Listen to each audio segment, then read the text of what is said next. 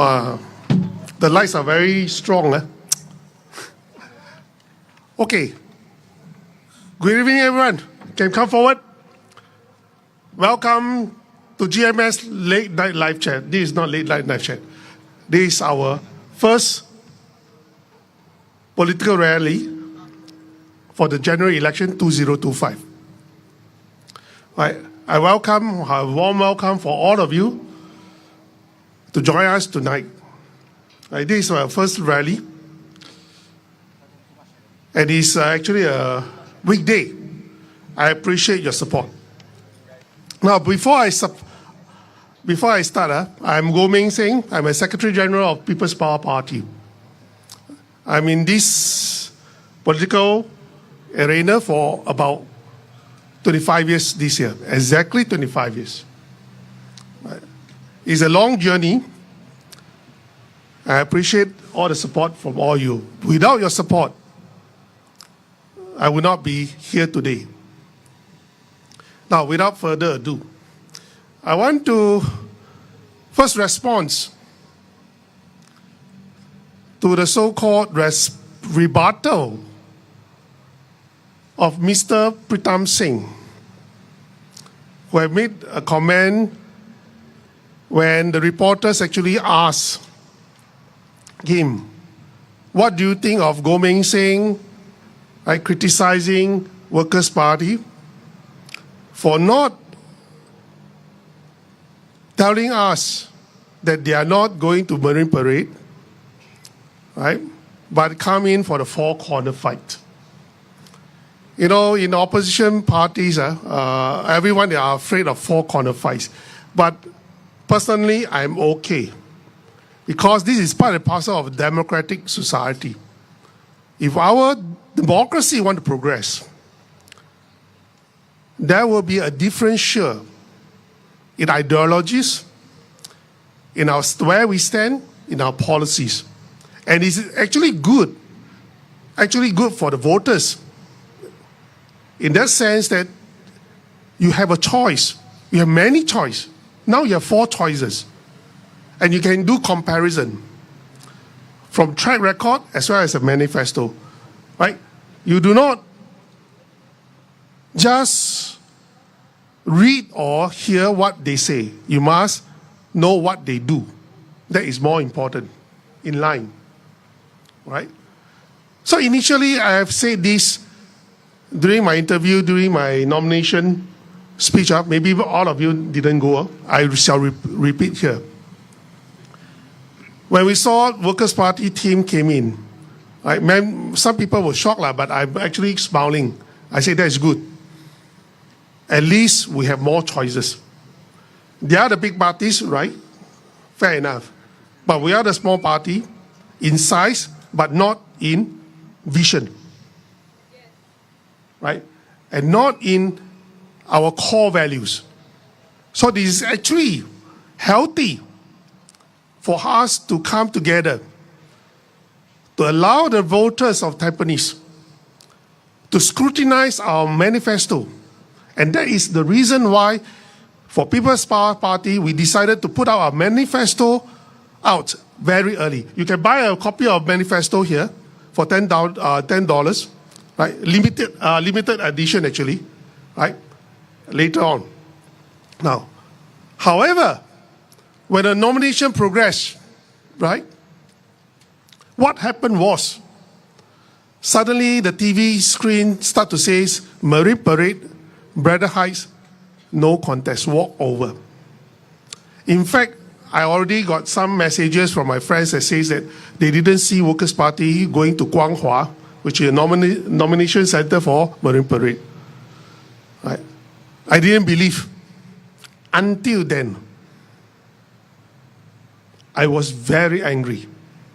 Not because Workers' Party came to Tampines to contest. No, not about that.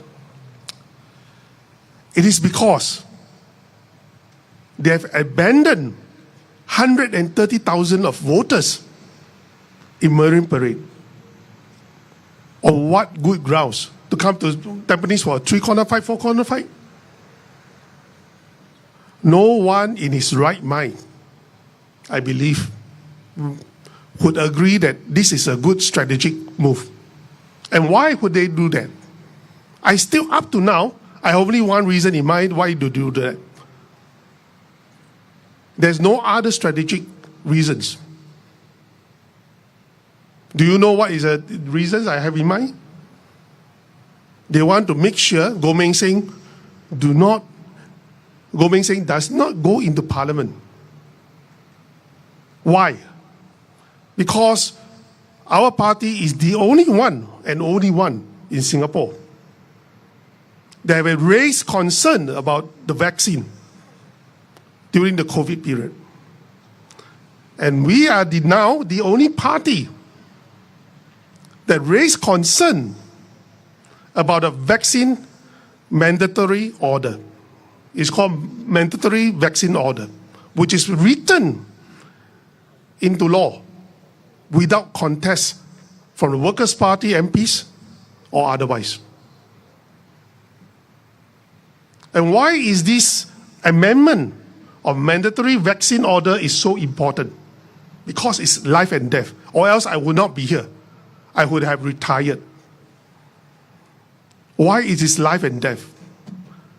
Ask yourself, for the past 3 years, how many of your friends, your colleagues, even your close family members have died suddenly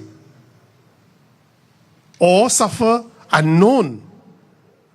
totally unknown syndromes without any signals?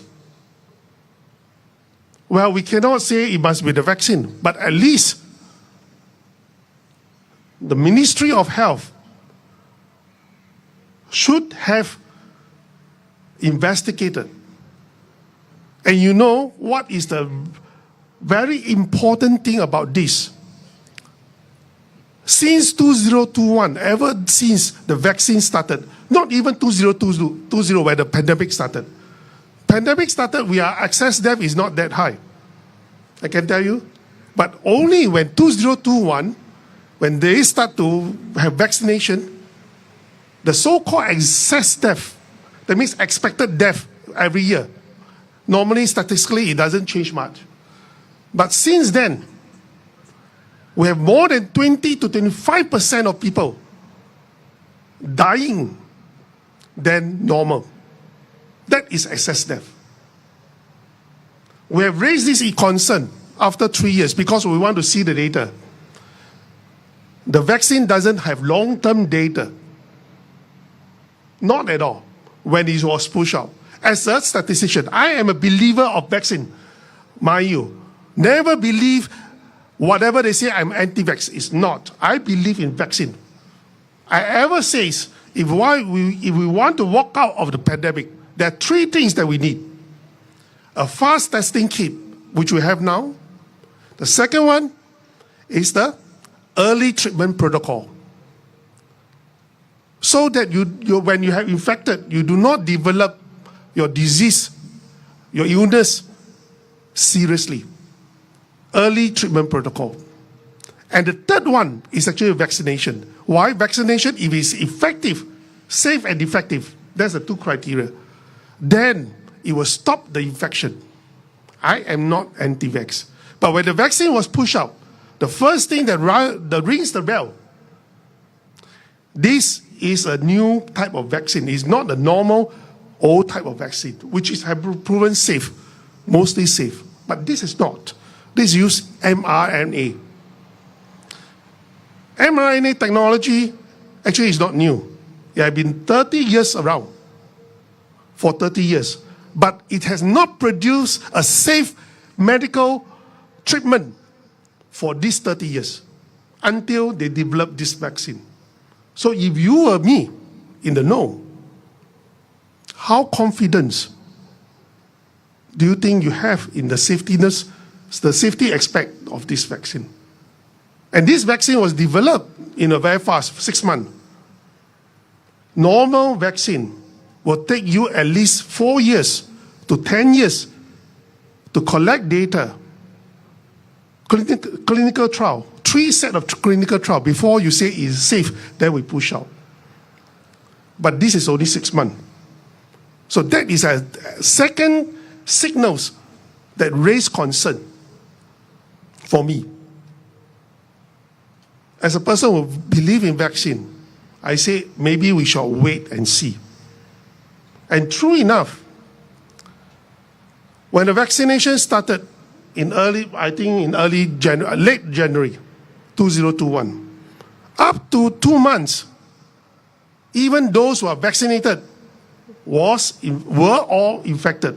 Those who work in the airport, those who work in hospital. Does it mean it's effective? Not to mention about the safety aspect. It is not effective at all. In the statistical terms, if it is effective, we have 75% of vaccination, we will have herd immunity. But by then, by April 2021, I already know we are not going to achieve herd immunity with the vaccine. With this in mind, we start to see a lot of signals from US, from Europe. There are a lot of side effects coming on. That is a safety concern. I am pro-safe vax, just like Mr. Lee Kuan Yew. Your vaccine must be 100% or truly 100% safe before you allow your people to take it, or else no. But what did the PAP government did back then? It pushed the vaccine. It went to BDS, then no jab, no job. Now, they changed the law to say, this is very, very important, to say that if next pandemic, the same kind of pandemic, they have a vaccine, they will say, you must take it. If you do not take it, you will be turned into a criminal. Listen carefully, it's a criminal crime if you do not comply. And what are the penalties? You will be fined $10,000, up to $10,000, or put to jail for 6 months, up to 6 months, if you did not comply. Do you want that to happen to yourself, your family, your kids, and your friends? No. Definitely not. Everybody knows your body well, whether you have illness, whether you can take beyond a certain limit of medicine. Let us decide. Informed consent. Yes. This is what we are fighting for.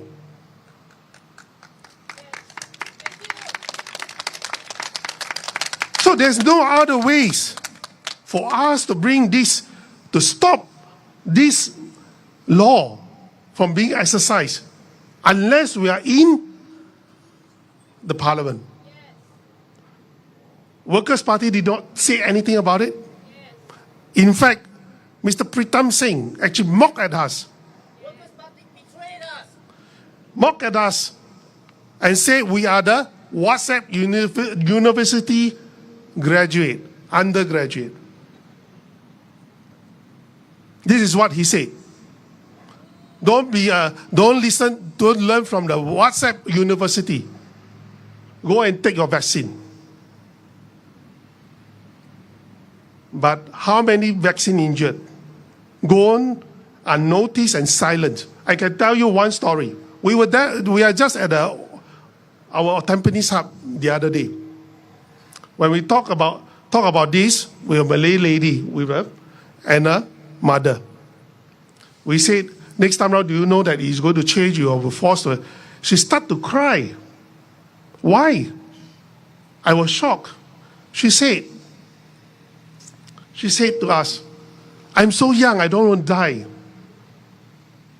Because right now, every now and then, she suffered inflammation, whether it's on the leg or on the hands, all over the body, which has never happened before she took the vaccine.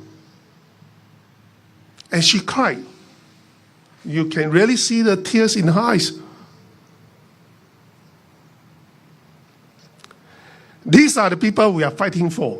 Of course, no doctors were certified she's vaccine injured. She can't get any compensation. But she knows better because it is her body.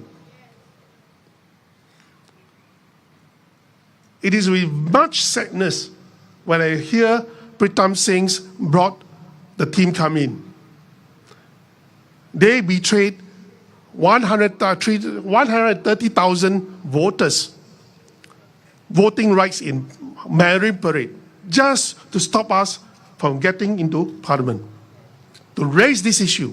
We want accountability. We want a committee of inquiry to the safetiness of this vaccine and all the injured. In fact, I want to do this. I want to set up an office that receives all the complaints. Whether you are really vaccine injured or not, I want the data. I want you to report to this office. And we will have the data to see how big is the data. What are the effects? And this should be done by the MOH, not us. But we want to do it once we get into Parliament. And this is what they are afraid of. And of course, we want to change the law. Why? Your body belongs to you, not to the state. It is against humans' right to force any experimental treatment, medical treatment, to anyone against their will. This law is unjust. And this is what we are fighting for. So, Mr. Pritam Singh says, oh, give an excuse. Very difficult, blame the electoral boundaries, right? We have to go to Marine Parade, very difficult to fight. Right? And have to come to four-corner fight in Tampines. Does it make sense to you? I can tell you, this is not the first time the Workers' Party have abandoned voters like that. Jalan Besar, in 2011, they want to take away Jalan Besar from NSP while I was the Secretary General. They want a three-corner fight there, which turned into moment calling. I said, never mind, you are big. We respect you. I moved my team to Choa Chu Kang. Right? But after 2011, 2015, they abandoned Jalan Besar. And 2015, they want Marine Parade plus MacPherson from NSP. I left NSP. Right? Well, NSP said, okay, we give you Marine Parade, but MacPherson they want. But they insisted and have a three-corner fight in MacPherson. NSP lost the deposit, but what happened? In 2020, it was abandoned by Workers' Party at all. The voters in MacPherson nearly did not have any chance to vote. I said, well, I'm a small party, I want to retire. But never mind, I participate. Because I believe in one thing, your rights to vote as a citizen. Nobody should deprive of your rights to vote if the opposition is able to provide. And this is the role of an opposition. Without opposition, there will be no democracy. It will be a monarchy. For 25 years, whether I win any election or not, I will still contest because I believe to provide the choice for the voters, for everyone in Singapore. Everyone should vote because this is your home. You should have your right to tell the ruling party what you think about their performance through your votes. And you should have the rights to decide who represents you, your vision, your core values in Parliament. Or else it's no longer a democracy. And this is our slogan, make Singapore home again. We do not want people to be detached from a home. That is why I was very angry about what Workers' Party have done when I heard in the nomination day. You can ask my colleague. I was shouting. I said, how can you do that? If you have said so before the day, we could have, in amicable terms, okay, allow you. I have already done that for so many times. We will go to Marine Parade. But no. And right now, after that, after this is the second day, third day, second day, not a single apology from Pritam Singh to the voters in Marine Parade. And in Chinese we'll say, 完全是目中无人. He said respect this, respect that, but he respect nobody. He doesn't respect any other opposition members. It's all right. We are small. But he didn't respect the voters and the supporters in Marine Parade. Not a single apology. Just excuses, lame excuses. Now, the question is this. If Workers' Party under Pritam Singh can do this to Marine Parade, can he do the same to you, the Tampines voters? Just like? No. Really? Leopards never change spot. You have done that to my person, you have done that to Marine Parade, you will do it the same to you. There's no commitment or any respect of the voters at all, whether you are in Mapperson or Marine Parade, and definitely in Tampines. This is what I have to say to Pritam Singh. If one day you becomes the Prime Minister, never, you will be more PAP than PAP. Yes. Even PAP do not do that. So, it is not with anger I say this. It's with plain disappointment. Because if you want to compare, what rights do you have to tell me, oh, don't both up my strategy, I'm very big, right? Focus on our campaign. Bro, when I was contesting 2006, where were you?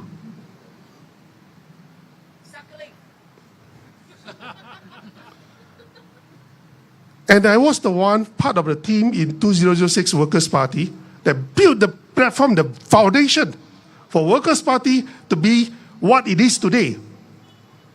And you step on the platform and you step on us.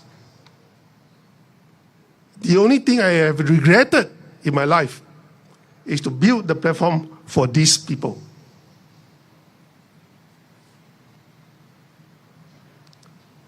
This is my response to Mr. Pritam Singh. Be humble. You do not stand where you are right now without the sacrifices of political activists and the past activists like us and your supporters who wanted to vote for you, waiting to vote for you, your team for 5 years, and you disappoint them. And you brush them away without even an apology.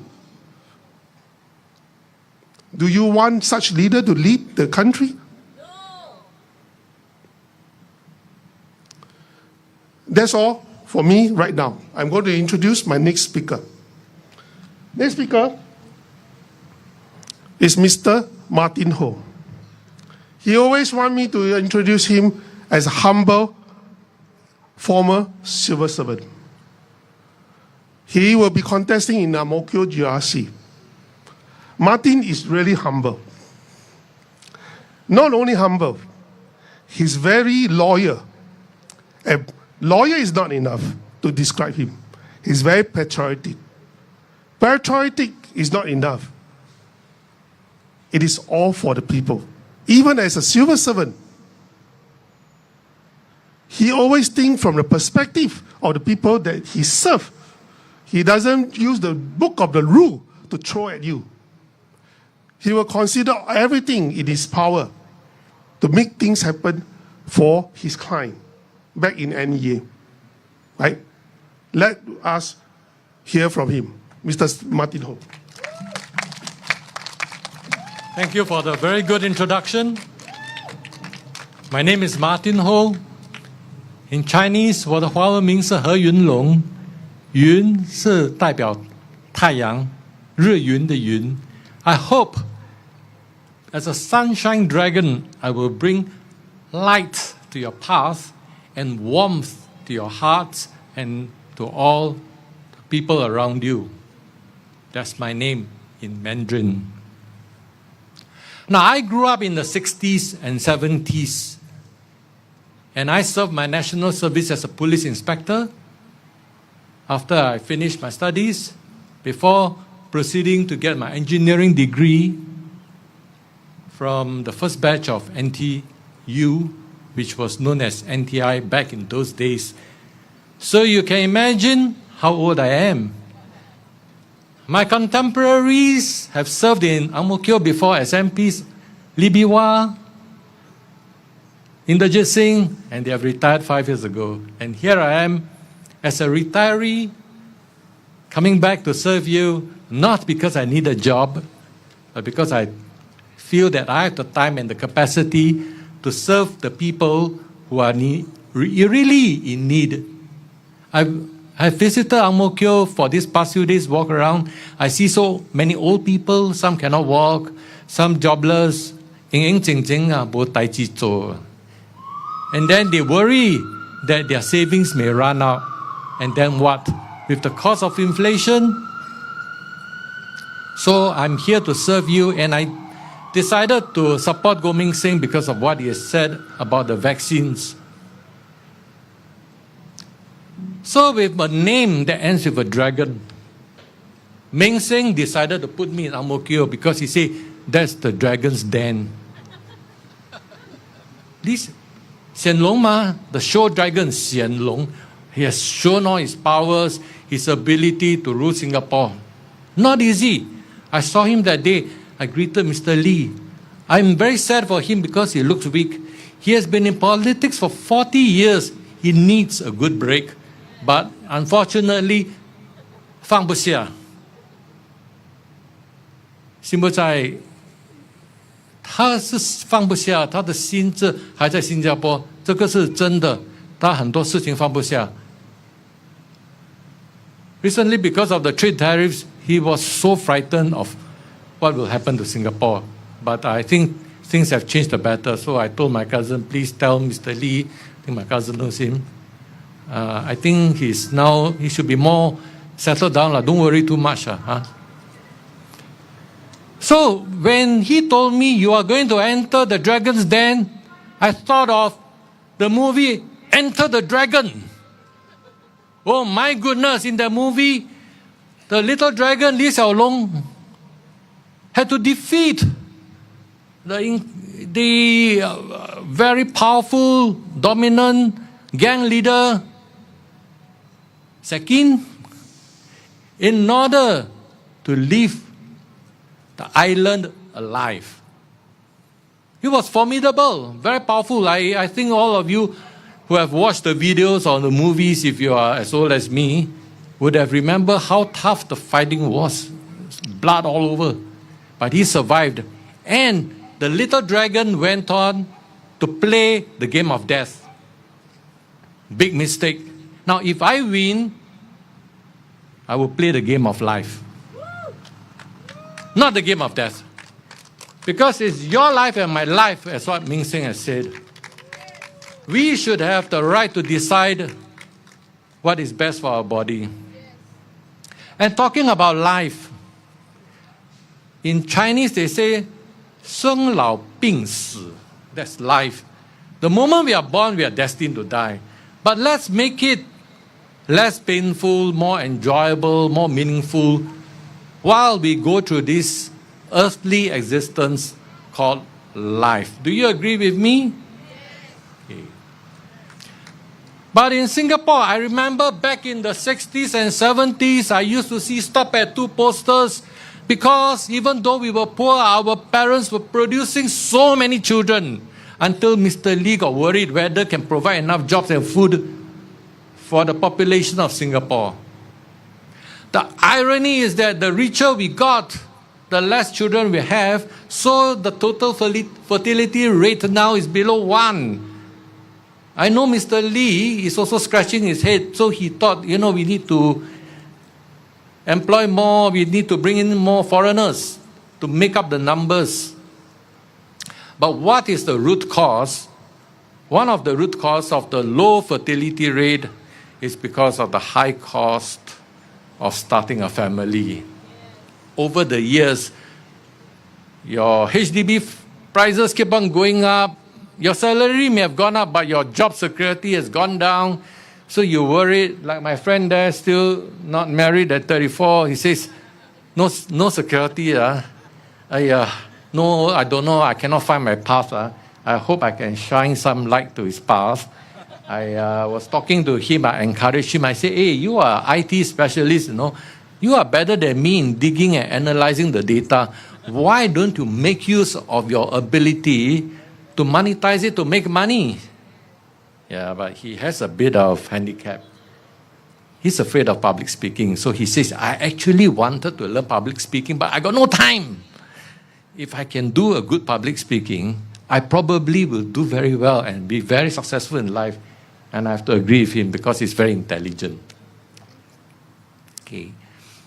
So our policies, in order to bring up the birth rate, we need to make sure our young people before the age of 30 able to have a house of their own to get married. So one of the suggestions, for example, is to provide cheap housing by cutting away the land costs for these young couples. And after that, when they have enough children, they want to upgrade, let them upgrade and then they pay more. But if they sell the house in the open market, that will be more expensive because it will include land costs. The land cost has to be given back to the government. Like a loan, right? Fair, right? There are solutions to the problem to help young people have children. Now, one of the reasons why I'm still single is because that time I know flat prices are going up. I wanted to quickly buy a flat, but I cannot because he said, you are still single. Then I cannot go and anyhow find one, marry, and then regret. So I sold my parents' flat. I put their name. I bought an executive flat. Executive flat, so what? In-laws, very hard to get along in the same house. So I'm a very filial son. I took care of my mom until she passed away 2 years ago. But I say it's okay. Stay single. At least I took care of my mom. I did not incur extra burden or extra guilt on myself and on my mom. So now I have a lot of free time to take care of the old people in Ang Mo Kio, as well as hopefully the young children who need a lot of help. Because many of them, their parents don't have enough money to feed them, and they are like one meal a day, hungry, have to study. Then their brains cannot work very well, no? And then our government look at them, hey, invest in you, might as well invest in those foreign children from China, India. They are more brilliant, they are smarter. Well, maybe because they come from China and India where food is abundant, their brain is more developed. They come here, they compete with our young people, and we all look so inferior. How can? Right? Our ancestors also come from India and China. And after staying in one of the so-called very well-to-do country in the world, we are producing children that are inferior to those from third world countries. No, I don't agree. So the next phase of their lives will be job security, which we want to promote, followed by retirement. Now, when you retire, one of the greatest concerns is your health care. We need to allow more use of the MediSave for those really in need on a case-by-case basis.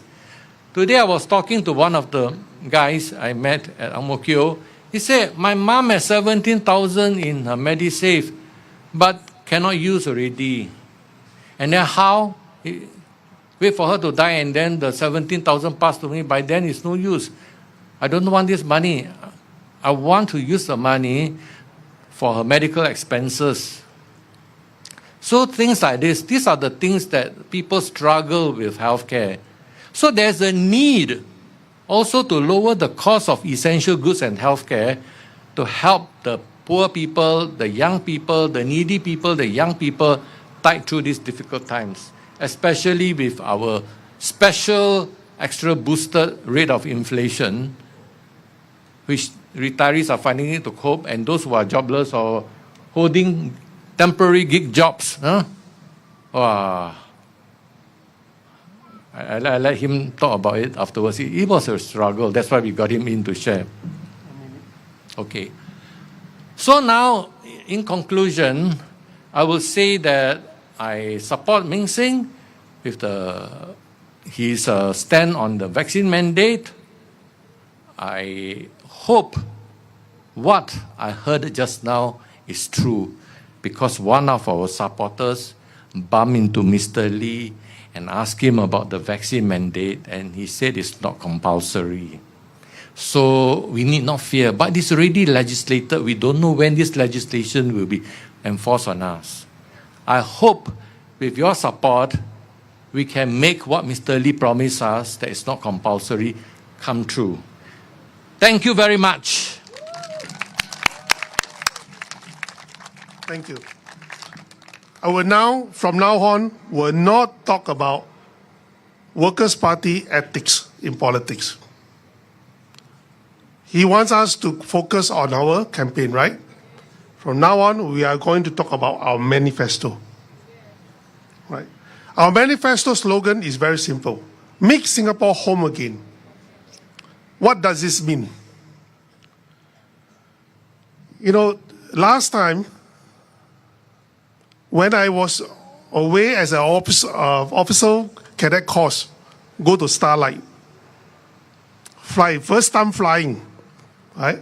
And when I flew back after 3 weeks, the first thing I want to do is to kiss, not Trump says, is to kiss the land of my homeland. It is that type of passion for the land. A home is somewhere, some place they will die for to defend. This is home, because you know there's no other place like home. And you will lay your life to defend this home. However, all the guys down here, when you go back to the ICT, what do you see? There's no one with a passion to say, I want to do it right, to defend this country. Even the young ones in the army boys, they no longer have that passion to say, I want to train hard so that I can defend this land. Do you know why? Because when you go back to ICT, other people will steal your lunch. They will get the promotion, not you. This is a very common problem among us when we go back to reservist training. Because of population policies, we become demoralized. We felt that we are the second-class citizens in Singapore. Our young ones do not have a vision of where their career path will bring them to. They may have a job, especially in IT, but later on you become a contract staff. What is a contract staff? When you become a contract staff, you do not have a career path. You will only be treated as a digit for the quota for the companies to employ more foreigners. And when they employ them, they become part of their employment force. They will have the career path, not you. This is a sad state of our situation in Singapore for the young ones. When your young ones do not have a vision of a good life in Singapore, they will start to think of migration. 20% of Singaporeans wanted to migrate out of Singapore. 60% of Singaporeans want to work overseas because they have seen no future in here. Do you call this home? With this in mind, our population policies have put it very simple. All the HR department in Singapore companies should be led by Singapore citizens. Because if you put a Chinese mainlanders or Indian mainlanders to be a PR, the next thing you will see, the whole village will come. Do you think so? Yes. That is a fact of life. We say we do not discriminate, but we are, after all, human beings. But for us, this is our land. Singaporeans should come first for jobs and for career, for promotion. When the MNCs put up shop down here, set up shop down here, all the top people will be their own people employed from their country, right? Not us. But our own MNCs, our own banks, will employ foreigners to become the CEO. We change our corporate culture because of this. We do not retain the Singapore identity, even in our corporate culture. And that is all the wrong things that is happening in our business, in our jobs, in our livelihood. But nobody wants to talk about it because we will be called xenophobic. It is not xenophobic. If a government do not take care of its own people interests first, the people will betray the nation in no time. They will run away. With further ado, I'm going to talk about policies. Later on, don't ask me about Pritam Singh again. I'm not interested in him. I'm not gay, right? The next one is our youngest candidate so far in this contest. Heng Zhendao, from Ang Mo Kio GRC. Hi everyone. Thank you, Mr. Goh. Thank you for coming. Thank you for making yourself available here today. It is with my sincerity that I thank you to listen to what we have to say. And today, I'm going to introduce myself. I'm Cheng Dao. So I'm born in 2000. I'm turning 25 this year. Right now, I'm 24. And many of you might have the question of where I came from so suddenly. Understandable. So, a brief introduction about myself. I have a diploma in landscape design and horticulture. That has been my interest in plants.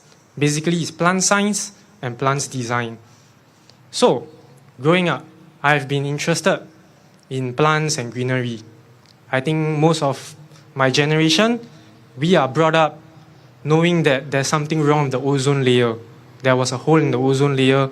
That was what I went through. Thus, I'm concerned about the environment. Of course, my upbringing, I have to survive on financial assistance scheme. I relied on food vouchers. So, I had to actually think about my food security. You know, Singapore as a country, we import a lot of our food from overseas. That's also another reason why I decided to study plants and learn more about farming. So I actually learned more about hydroponics. I ran a workshop for it. I learned about mushroom farming, durian farming.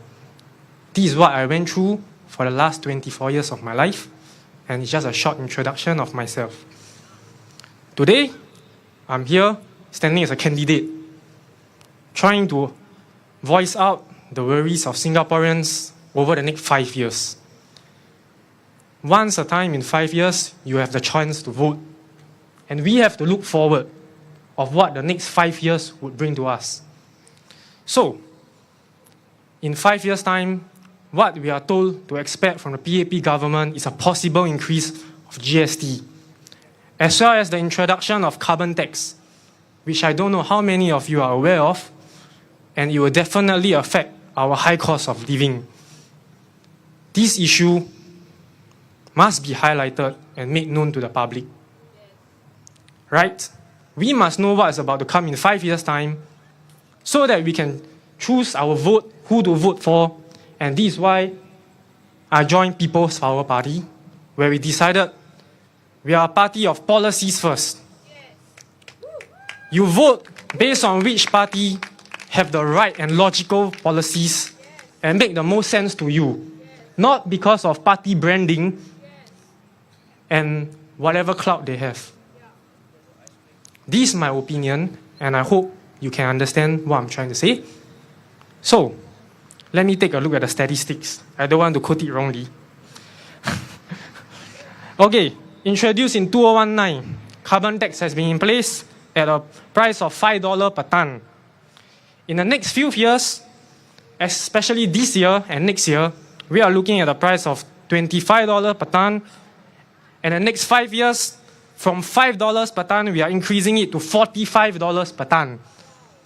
This is a 9-time increase of the carbon tax in the next 5 years. If you think the cost of living is high now, think about the cost of living in 5 years' time. Why I'm here today is to highlight to you more issues that will arise in the next 5 years. Cost of living now is already through the roof. Our policy is retirees must retire in peace. We have worked so hard for the nation. In the next 5 years, we are fighting in Parliament to not let the GST be affected in essential items like food and healthcare. These are the daily essential items that retirees will need to buy in the next 5 years so that they can retire peacefully. Be logical in who you vote for in the next 5 years. And the next issue I would like to highlight is the immigration policy, which I'm sure they talk about. Youngsters like me, we studied so hard. Because of my background, I didn't have any access to tuition, paid tuition. I'm thankful that my secondary school teachers, they spend the time to sit down after school hours to tutor me for free. That's what I grew up in. I'm thankful to them. But the next 5 generations, next 5 years, we must think of the immigration policy, how people my age are affected by the increase in foreigners. Increase in foreigners does not mean that I do not value them. I work in the plant industry. I work with workers from Myanmar. I work with workers from India, and I built a camaraderie around them. Everybody's life is not easy. For the next 5 years, you have one chance to vote for. And that's it. And the next 5 years, what nobody has talked about is the introduction of AI, how it will hurt our livelihood. I grew up doing food delivery, and these gigs jobs like cashiering, food delivery, are part of my parcel growing up, where I can support my family as I grow up, as part-time jobs. In the next 5 years, we are looking at AI, self-driving cars, which might take out the rice bowl of Grab drivers, food delivery drivers in the next 5 years. You all can laugh at Samuel for singing. That's his expression of the pain felt in his heart. You all are laughing at him. In the next 5 years, imagine what happened if automated cars are brought out in the streets. How many of us depend on Grab and all these food delivery drivers to earn a living? Once these food delivery drivers and automated vehicles hit the market, what will happen to your livelihood? It's a very scary thought. Where will all these jobs go? Laugh at him and you know what you want. There's one Samuel here. 5 years later, how many Samuels are there going to be? So with this, I hope in the next 5 years you understand how important your vote is, and why I'm putting myself out here at such a young age to speak for the young people. Otherwise, I just received a text from my friend yesterday. He said he's going overseas for work. It saddens me. As much as I wish him the best, I hope it doesn't become a common sight in the next 5 years, where Singaporeans like me look for a job overseas. So, let me wrap up my speech.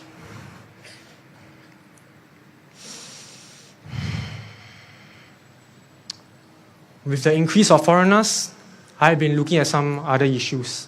Our local culture and their foreigner culture. There have been disagreements whereby these foreign talents, foreigners, have their interest in cycling on the road and have issues with our local drivers and the culture they bring in.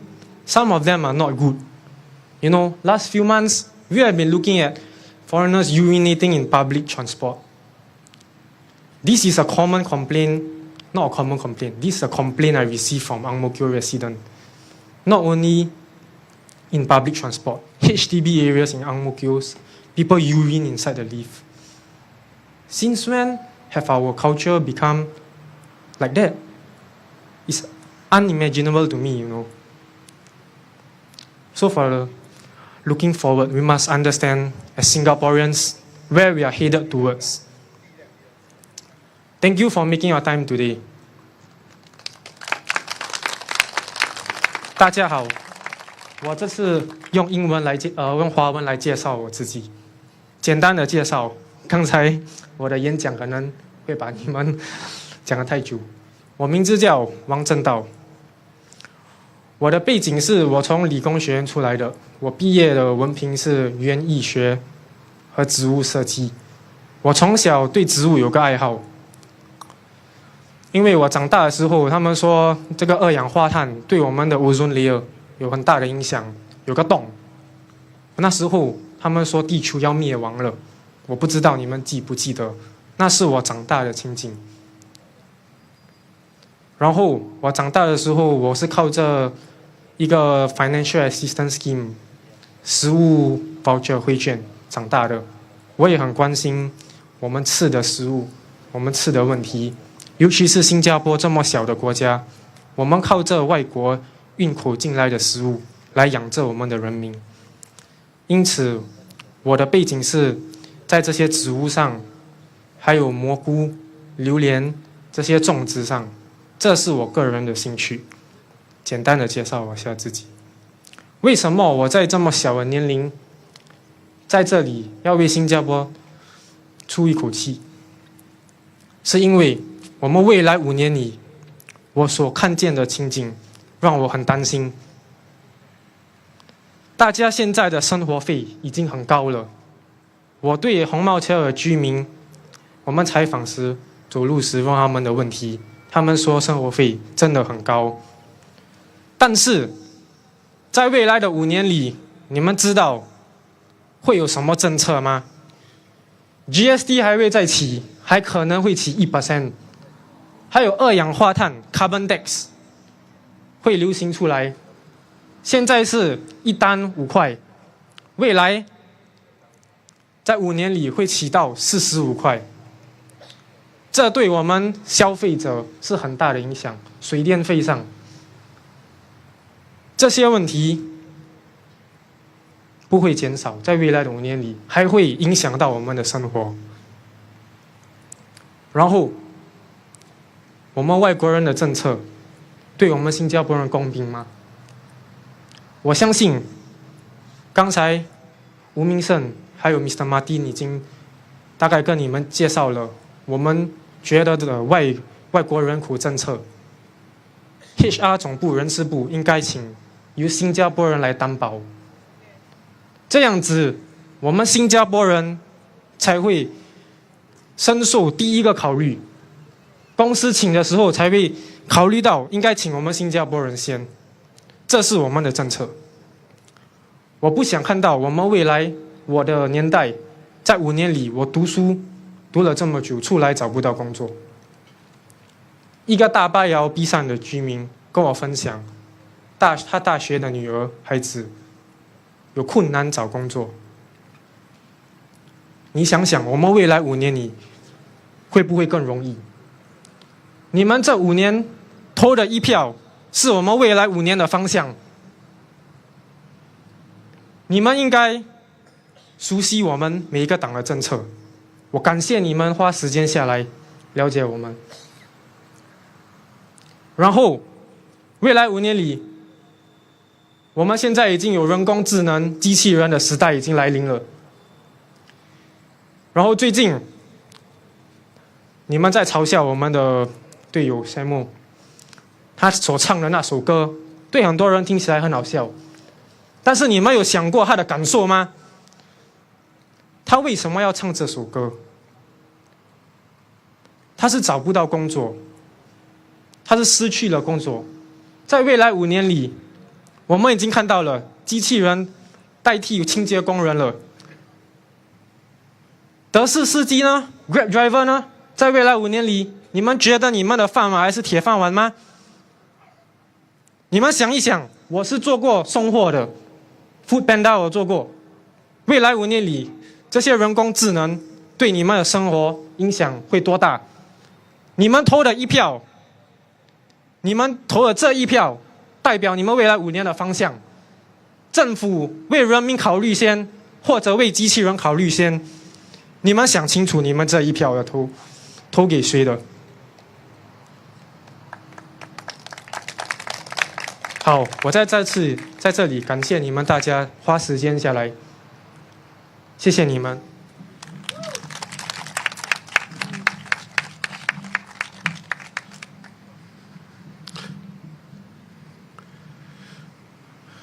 正道 I have to spend a lot of time to convince him to come forward. And I've seen some of the comments from the internet. Oh, so young, what can he do? What can he represent? But I can tell you, if imagine when you are 24 years old or 25 years old, how many years of working experience do you have? He has already at least 15 years of working experience. The livelihood. 10. Wow, 报大树. Right. These are the young people who have gone through the hardship and they want to have a good life, just like everyone else. They do not want to be left out. That's why I decided to fill a team 老中少 because in a home, the concept of home, you must take care of the old, elderly, retirees, the middle-aged working class, and the young ones for their exploration. We do not want the same kind of people, the elites that people you have seen. They're also singing singing karaoke and all that. Or always say, always come from bad background, but they are now earning, well, not $1 million maybe, but $500,000 maybe per year. But these are the ordinary people that I've selected. Because my party is called People's Power Party. It's not called Elite's Power Party. Right. The next speaker, Tedius Thomas. Thomas Tedius. Yes. Thomas. He's a very interesting guy. He can speak Mandarin. Good evening, Tampines. Yes, I can speak Mandarin. 我们是新加坡人啊，我们全部可以讲华语，我们印度人不要跟你讲而已啊。Okay, you know that there's a lot of gossips we can hear in office and all lah. So that's one of the benefits. Anyway, they say east side is the best side, so we will see how it goes. So as you can see, I've scripted here as also with some of my colleagues because these days the rally, there's a lot of clauses involved. You know, saying the wrong things you can get POFMA for that. So in that bit, it is scripted. Elections when rally is no. when the rally is going on, emotions will fly, I tell you. That is when people will utter what is in their hearts, but it's actually not politically right. So that is why I have it down here. So bear with me. So many of you all have come here after work. Heart is heavy, leg is tired. But this is what we have to do.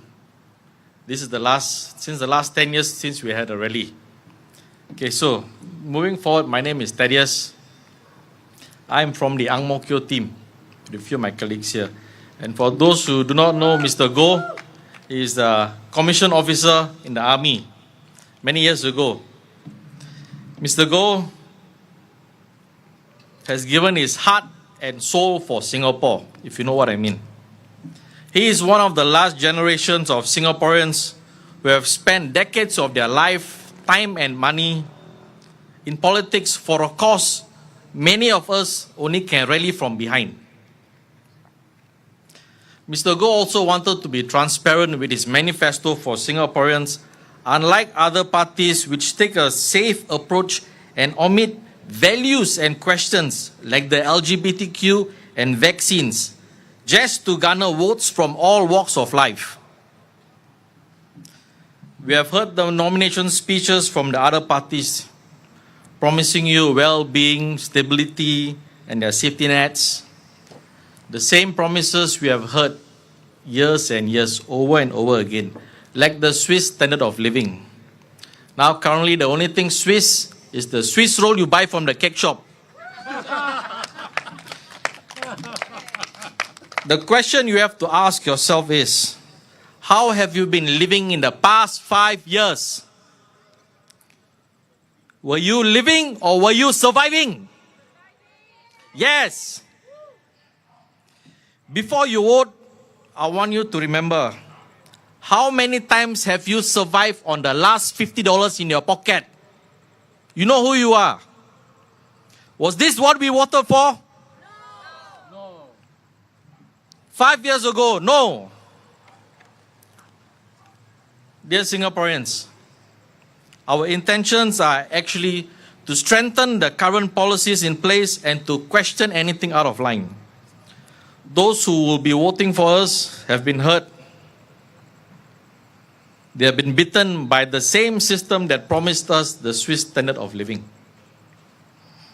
There are also those who think that I'm actually okay, Bripaile, I'm stable, shall we just not rock the boat? I don't mind paying a bit more for the high cost of living. You can do that, but I'll tell you, nothing lasts forever, even cold November rain. Those days, when we hear the rally, we heard them saying, we need to elect the opposition to be the co-driver so that we can slap the driver when he falls asleep. Remember those days? Those was the past. You know why? Now we are all at the back of the lorry on this bumpy ride. Some has fallen off and the lorry is making a U-turn now. We stand here today with everything to lose. But we still stand. We stand together to say enough is enough.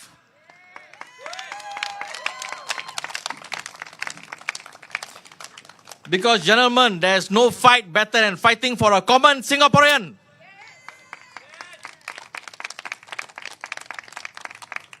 We have given in over the years. Give face. I cannot mention. Lucky I got it scripted. Almost came out the mouth. That is why the script is important. Time over time, we have given in and given in. Until now, the one-time is $5. I cannot promise you, but I tell you, you make an educated guess, when the one-time becomes $7 next year, you know what will happen. Those who are able to migrate will migrate. But the balance, me and you, if nothing is done, 5 years later, same time, same place, Mr. Goh, you will see us speaking here again. No more, no more, no more. That is why I said, this is the time, ladies and gentlemen, because this Secretary General You can never find in my generation who will pour out everything just to hold the people together, to lead any team up to this stage. Ladies and gentlemen, when you go to bed tonight, to sleep, to retire your tired legs and your weary eyes, think, if this is what you want, is this the lifestyle we have all been brought up, taught, been educated for? You want this and for your children? No. Before I end my speech, I don't want to be more draggy. I do have a few words to say to first-time voters and young voters who are going to vote. It is your generation now that you and your spouse will have zero in your MediSave ordinary account because of the high housing costs. In the next decade, we won't hear Singaporeans saying, return our CPF, return our CPF, boleh ah, book liao, loncong ke HDB liao. You won't hear that anymore. No more CPF, no more retiring fund for that. All has gone up to the house. It is in your interest to understand the politics of this country is moving towards. They know they have the statistics of how our undergraduates are struggling to find a proper job. Take advice from the people who have worked alongside foreigners in the real dog-eat-dog world. Wanang kong si kau jiak kau. Kau jiak kau. Because Singaporeans, you are being compared to the other class of people. You are dispensable at any time. Unlike us, some people have CEO positions and high posts waiting for them. Seats being warmed. Not for you and me. We have to struggle. Don't compare yourself to your parents. It will only make you feel ugly. Their generation was different. Our generation was different. Frankly speaking, if the HDB 4-room flat cost 40,000, I wouldn't be here. I'll be voting for PAP. But don't despair. Have faith. We have faith in you, which is why we are here standing and telling you what rightfully belongs to you must belong to you. But first, it will not come easy. It will come with a fight. Only you have what it takes to make Singapore home again. This time around, ladies and gentlemen, vote, but vote with your heart. Thank you, Singapore. Till I see you the next rally, do support us in Ang Mo Kio. Thank you. Thank you, Tedius. Very fun guy. Okay. For the first-time voters, I met some of the first-time voters in Tampines in one coffee shop. 22 years old, still in poly. You know what he told me? He said, I'm not going to vote. I look at him, I say, why didn't you want to vote? He said, vote also no use. He said, vote also no use. Why no use? I said, this is your country. No other country owes you a living, owes you a good education. If you go to other places to study, you have to pay a lot of money. But not in Singapore, because our parents built this country, contribute to the progress of this country. And you should be proud when you can vote, because you can decide the destiny of this country. Why would you think that it's useless to vote? You know what? He's demoralized. He cannot see the future. When I graduate from universities, the common thing is 5 C's. Right? Car, credit card, condo, cash, and country club. But what Lawrence Wong talk to us about what? Oh, no more. We forward Singapore. No more 5 C's. We don't need that. Is that so?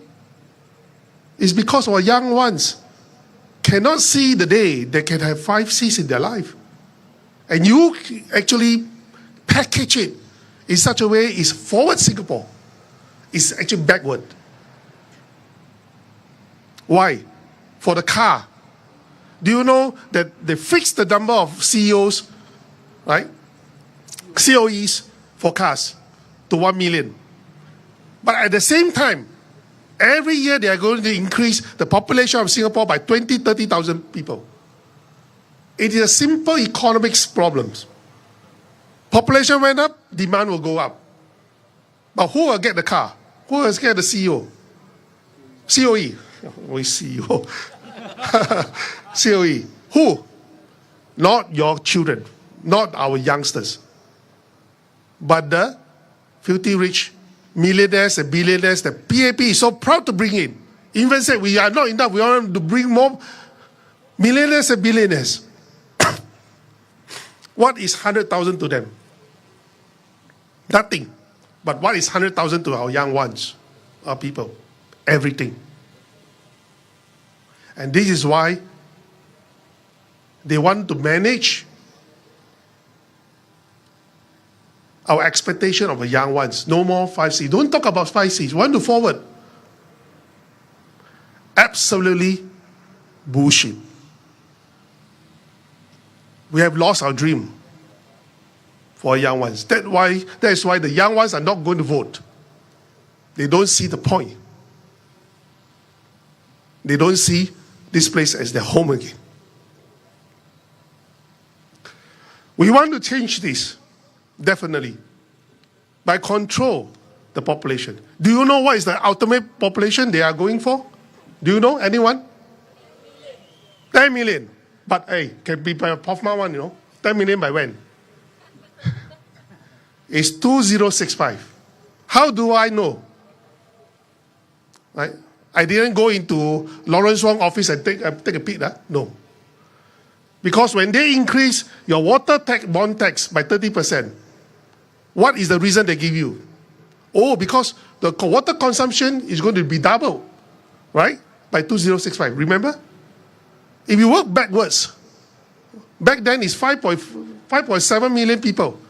If the water consumption is going to double, who consume the water? The dogs are. Right? The monkeys?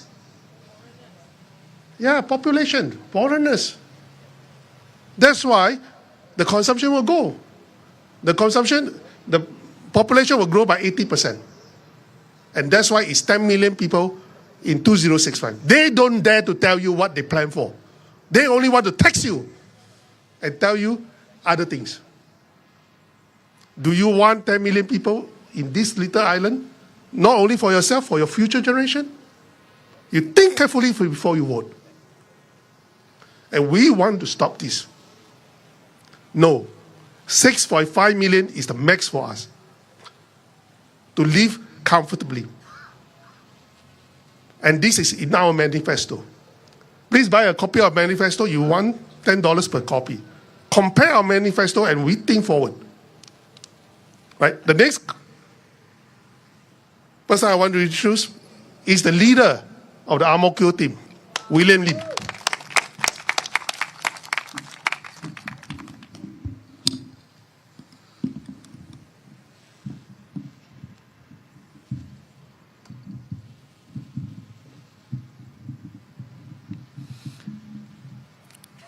亲爱的当宾尼集检区的居民，晚上好。今天我们来到这边，就是要帮忙人民力量党的候选人朱正。首先，我想问你，哪一个党都是律师，律师还是律师？只有2个党，我不说，你们也知道。他们最厉害的是什么？错了，不是法律。他们最厉害的就是把你从书上骗下来。对吗？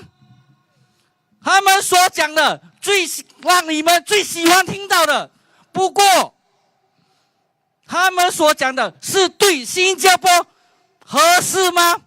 政治理念是不是我们想要的？现在让我介绍一个人，我不要介绍我自己，也不要说我的信念，让我介绍我在新加坡认识了10年的好朋友。他在新加坡人当中好像是一个小丑，不过他是一个小丑吗？他没得到每个新加坡人的感谢，那就是吴明胜先生。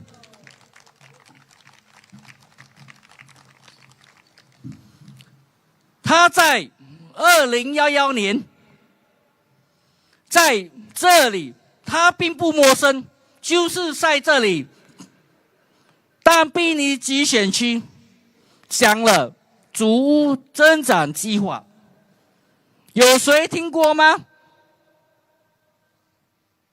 他在这里打了马宝山，在新加坡历史创造了一个奇迹。什么奇迹呢？反对党在2011年成功的拿下了第一个集选区，他就是第一天在2011年的时候就开始讲祖屋增长计划是 PAP 的骗局。有没有人感谢过他？没有。到现在为止 PAP 都不敢再讲说祖屋增长计划了，因为我们的祖屋在99年的时候就是剩下0。这是你们想要的吗？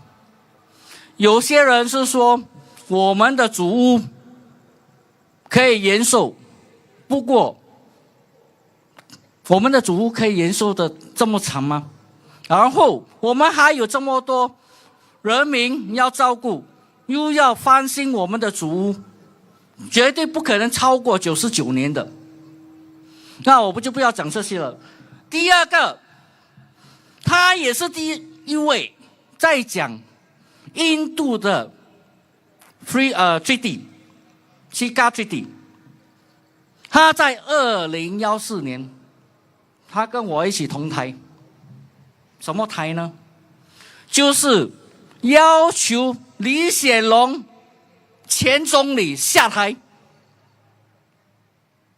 他在那一年，他跟每个人讲 GE2025 印度的贸易协定导致到129个工作业可以把印度人引进来。这就是那时候2015年开始，人才慢慢知道这个西嘎 Treaty。然后呢，其他党就把他的这个西嘎 Treaty 呢发扬光大。不过有谁谢谢他呢？有谁跟他讲说他是说的对的？现在呢，他不是一个演讲家，我还觉得他很啰里啰嗦，对吗？不过如果你们仔细静下来的听，他所讲的是不是我们想要知道真正的答案呢？第三，2019年发生了什么事？有人知道吗？2019年，执政党突然间禁止了 PMD， 很多送外卖的员工突然间一夜之间工作不见掉了，有些人甚至花了几千块去买那架机器。那我想请问你，是谁帮这些员工 PMD gig workers 零工跟他们打抱不平？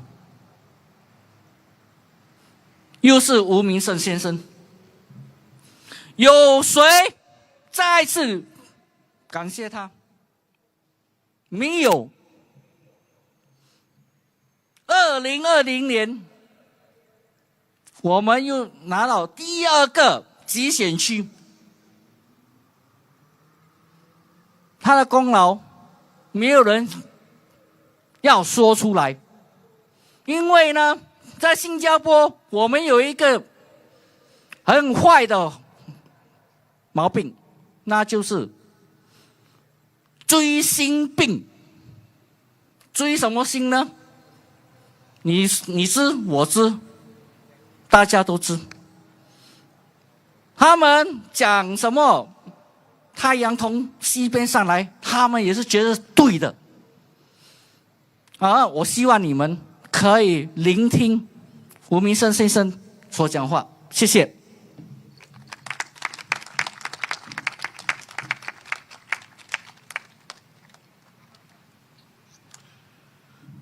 In 2011, I contested in Tampines.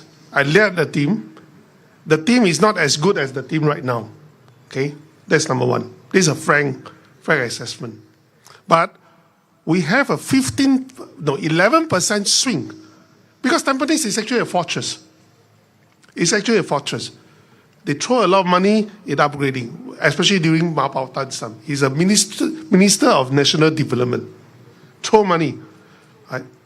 But I want to debate with Ma Bao Tan about asset enhancement, HDB asset enhancement.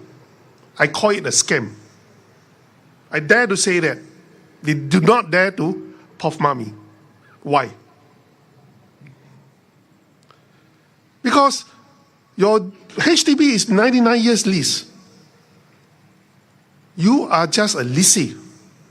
When it comes to 99 years lease, it becomes kosong. But you know what? Even LKY, Lee Kuan Yew, say your HDB values will always go up. That is utter nonsense. Only I can say he's utter nonsense. Nobody dares. Do you know why? Because this is the law. When it comes to 99 years lease, you have seen the government will take back the properties. They are starting to take back some of the properties. If you have noticed, that is the result. Your HDB will never forever go up. For those young people who want to buy $1 million HDB, please don't. Please don't. You are going to regret it. And why you can afford, so-called, is a false sense of affordability. Because they allow you to use your CPF to buy. Right? And you know what? Desmond Lee is so happy. The statistics tell you that, people are happy. You don't need to use cash. You can buy a house. All by CPF. Correct? So it's affordable. That is utter rubbish. I dare to say that. Why? It gives you a false sense of affordability. Because you are using your retirement fund to give you the false sense of affordability. You know, right now, over 70% of retirees have less than $500 from their pay, CPF paid out. $500, how do you survive? Can you survive? You ask a minister, can we survive on $500 per month? They can't.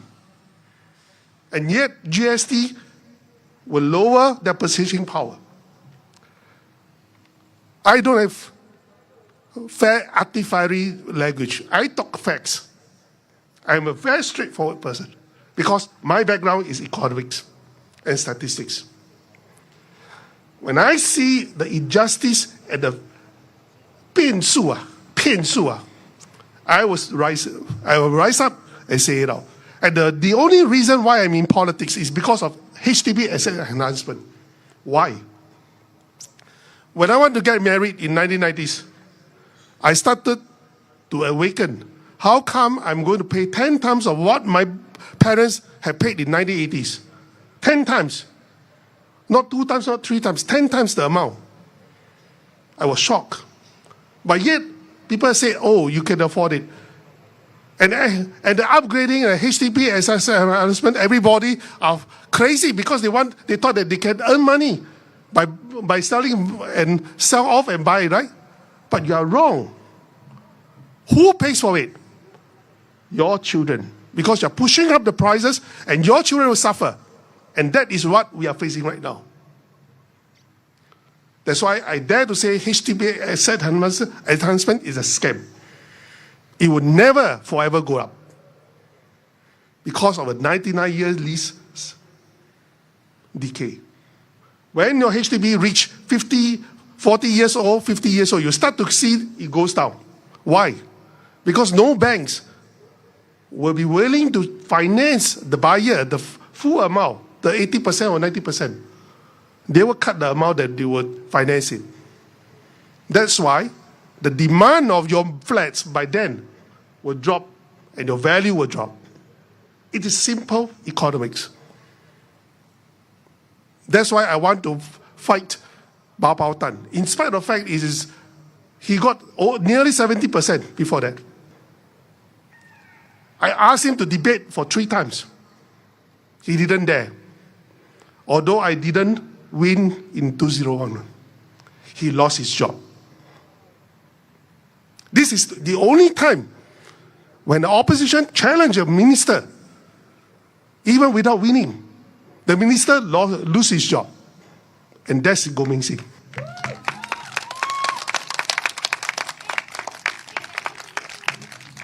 So, just now my friends were saying about this. Because of HDB, you know what? Low Tia Kiang didn't believe in this when I talked to them. Because I come into politics, I want to talk about this. Mr. Low Tia Kiang, with due respect to him, he said, Singaporeans are very happy about it. I was very disappointed when I was in August Party. And that's why I left. Why? Because I hold the torch of truth, not politics. When you know the truth, as an educated person, you will defend the truth and tell the truth to the people. You do not cheat them, you do not blind them with greed and with fear. And this is my character. That's why when I went to NSP, I said I want to have this as a key issue. They say, okay, I want to be Tampines because it's ministerial specific. I want to debate Bao Tan about the HDB asset enhancement. They say, okay. And that is what happened in 2011. Now I come back because I have nowhere to go. Because I believe in Tampines voters. You have done it once for me. And I hope you can do it the second time for me. Because I believe Tampines voters are rational. When they know I speak sense, they will support. And that's why I'm here. Do not be blinded by big brands. Politics is not about politicking, it's about policies.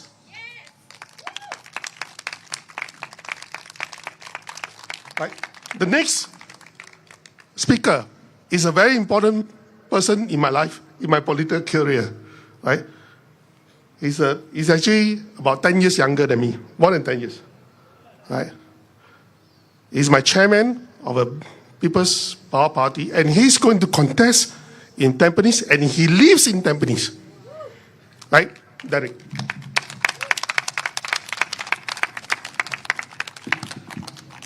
Good evening, everyone. Well, I'm actually very nervous because this is my first rally. Okay, so let's get together and shout good evening again. Good evening, everyone. That's very good. Okay, this boss, he always like to lao basai one.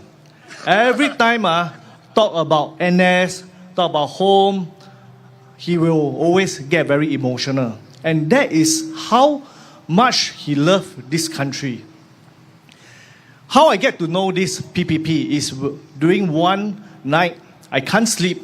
So I went through my Facebook and stumbled upon PPP live chat, GMS live chat. So if you observe his live chat, you'll realize that he actually is very naggy. He's like a lecturer. He lectures a lot of data. But if you quiet down your minds and go through, you realize that he has a very strong political acumen. For example, one of the live chat, he said that PAP is bullshitting.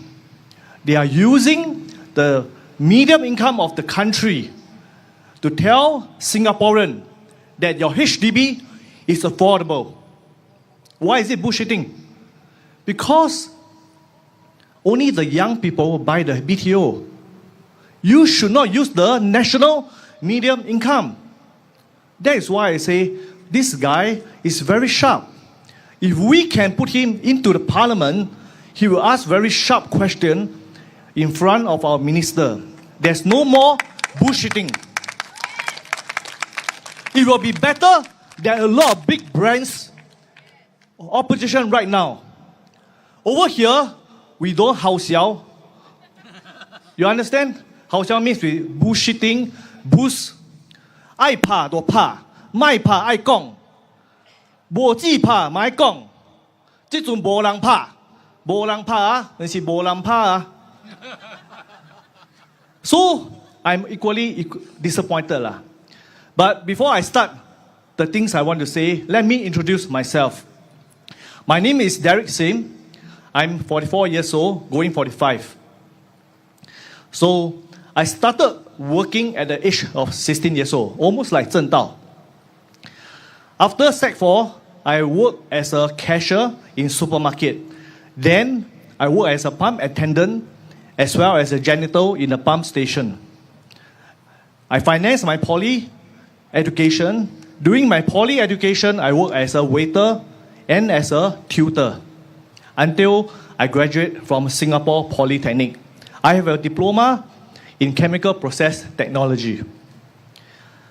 I signed on for Singapore Police Force and all my police colleagues, I saw some of them, ex-colleagues.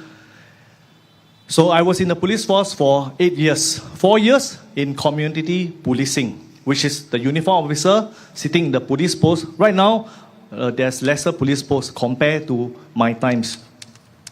And then I was posted to become an IO. IO stands for Investigation Officer.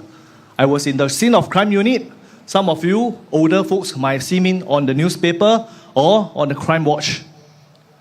So after that, I was posted to Traffic Police in the Serious Violation Investigation Officer.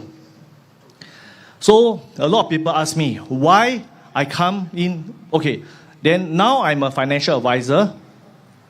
I'm a practicing advisor and an associate director in a financial advisory firm for the past 15 years. So a lot of people ask me, why did I come into politics and why choose such a small party? Just now I mentioned, it's not about the party branding, but what is the core values and what is the topic we're going to say out. Today, I'm going to just now a lot of speakers have said many topics. I'm going to add on more. First, I'm going to add on something very severe, which is the vaccine. Earlier, Goh Meng Seng has talked about the Vaccine Mandatory Act. It's under the Infectious Disease Act, Section 47 and Section 65. So just remember, 4765. Can buy 4D lah. 4765. 头奖4765. Okay, but you all go and check it out. Not only that, because over here we cannot 好笑, we cannot puff ma. It's really, really very serious. In the next pandemic, if you do not jab, they will jail you. Remember in 2020 during the general election, it was swiftly caught. If you have known that PAP government will push the no jab, no job, will you elect them? No. And this time round, why am I stepping up? I can chill at home. But because of this thing, no other opposition parties is willing to speak up. To be honest, I have held many press conferences previously, 3 times. All my message has been blacked out by the media. So today is a live one, they cannot black out. Yeah. And yesterday, for the first time, my message on the vaccine mandate was announced on in the nomination center. So at least for the first time, because it's live, get out. The other thing more severe that Meng Seng didn't talk about is during 2023, not only did the Parliament amended the Infectious Disease Act, they also amended the Corona Act. Corona Act, there is 2 parts that there must be an inquiry. So one of the death is death due to medical intervention. So this category of death was totally removed from the Corona Act. So ask yourself, why our parliament want to remove this act? Evidence. Remove evidence. Probably. You answer it yourself. Second is, they also empowered our health officer, overarching power. During a pandemic, they can enter your house without warrant to implement health measure. So you couple these 3 amendments, what is it for you in the next pandemic? A lot of people tell me that COVID is over. Why you still want to talk about this? I say I'm not talking about the last COVID. It's about the future, the next pandemic. Imagine now in your mind, there's a pandemic. You hide at home. You don't want to go for jab because you know. But people, the government right now is legal to break into your house, drag you out, ask you want to jab or not.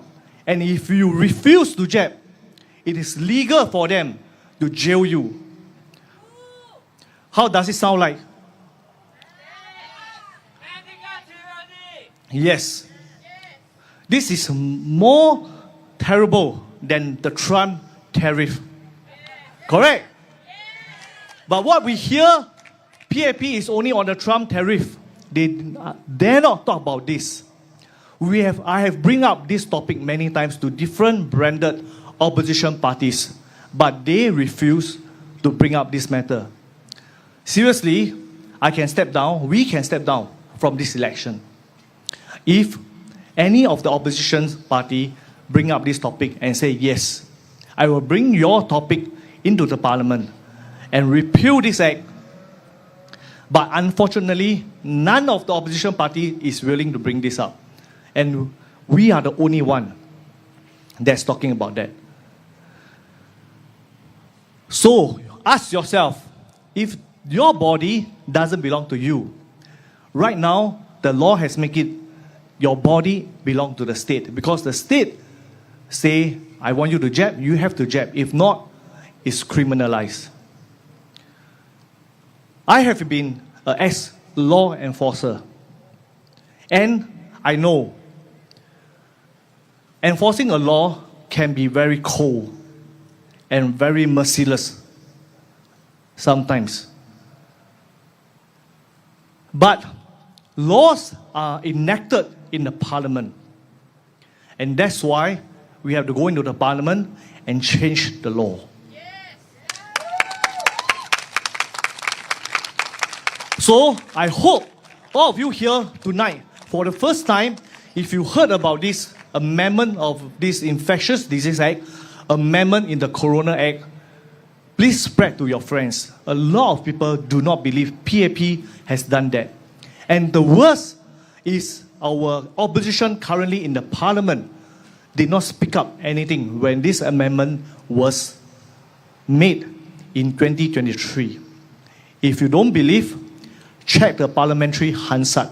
So what is Hansard? Hansard is a record, verbal record, they record down into black and white.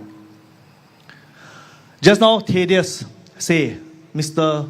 Lee Hsien Loong, our former Prime Minister, said, vaccination is not compulsory, but that's verbal. Believe in the law, which is the black and white. The second reason why I'm into politics is because I see a rotting culture in our governance. We start to see one country, two systems. 一国两制.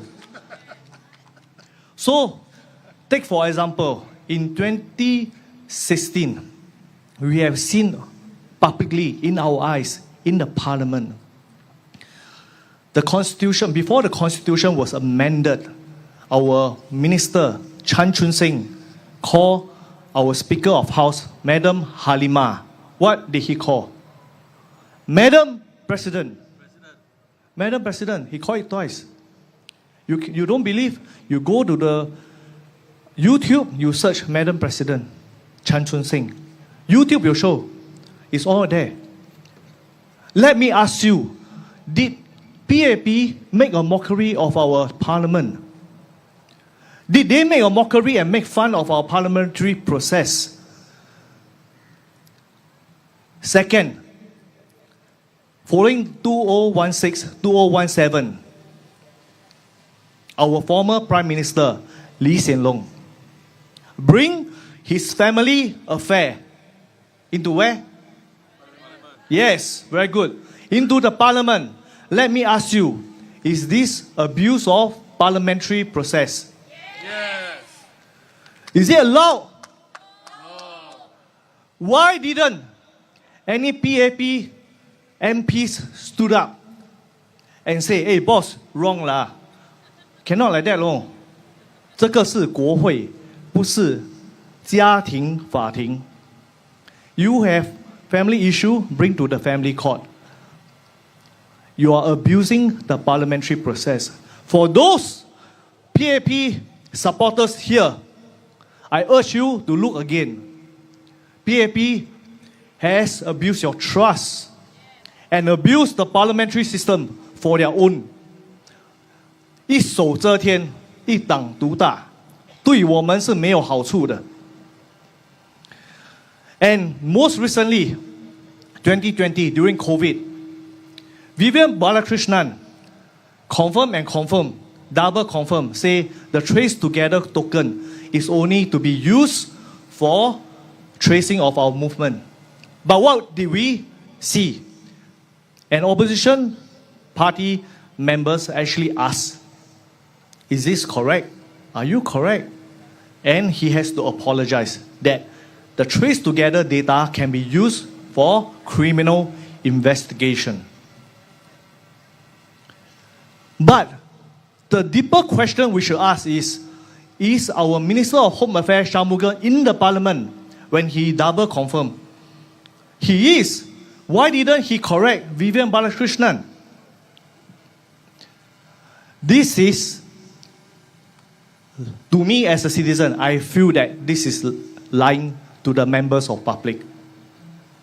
And in most recent years,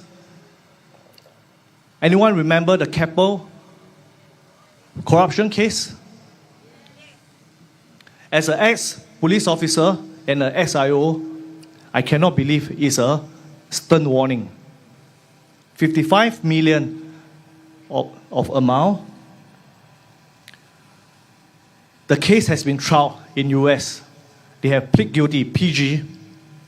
And back home in Singapore, there's no investigation. Who approved the 55 million USD? It's not $55 or $5.50. All this payment has been paid over several years across different people. It cannot be a stern warning. Something is wrong with our system. When you see something is wrong, when you sense something is wrong, you have to stand up. I'm in politics not about winning or losing. Last night, after I appear on TV, a lot of my friends say, 包输啊你 deposit 一定输到脱裤。工人党进来，品牌这么大，讲打。But I say, I'm not here for the winning or losing. I do not have political aspiration. I'm here to bring the truth. I serve with only one heart and to bring this vaccine issue to all of you so that you all know what you are voting for. Don't let WP and the brand affect your decision. Ask yourself why WP did not object to this amendment of Infectious Disease Act. Ask yourself, do you agree to being pulled out from your house, to force jab, or thrown behind bar? I know Zheng Dao during the COVID period. He was an NS police officer also. He refused to take the jab. He was threatened to be thrown behind bar under DB. DB stands for Detention Barrack. It is very real in our life. During that period of time, he was quite panicked and frightened. But eventually, I told him the law doesn't have this thing. But eventually, they did not throw him into DB. But they post him to other work, administrative work to do. But this time round, they have changed the law. And it's totally legal to do that. I won't say so much. I will pass my time to my next speaker. I hope all of you listen to our policy manifesto and vote for us, PPP. Majulah Singapore.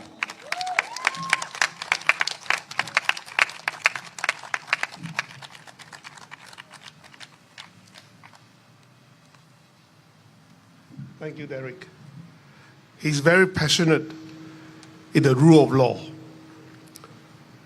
You know, in the rule of law, the law must follow. And the promises made by the government must be made, right? Must be carried out. But you do know what? A lot of people are forced to take the jab when they work. However, when the MOH or the government says, oh, you are vaccinated, you can have compensation. How many people actually had that compensation? Very few. Not zero, but very few. I have a friend whose wife worked in Changi Hospital. She was forced to take 2 jabs. But after 2 jabs, she felt panting. She's afraid to take the 3rd jab. And do you know what? They said, oh, you like that, then you have to go to the other side. But her body condition actually deteriorated. And they dismissed her during COVID time. Right? She is panting just by walking a few steps. And they want her to take the 3rd jab. Who in the right mind would do that? If it's you, would you do that? But she was dismissed. And the government allows it.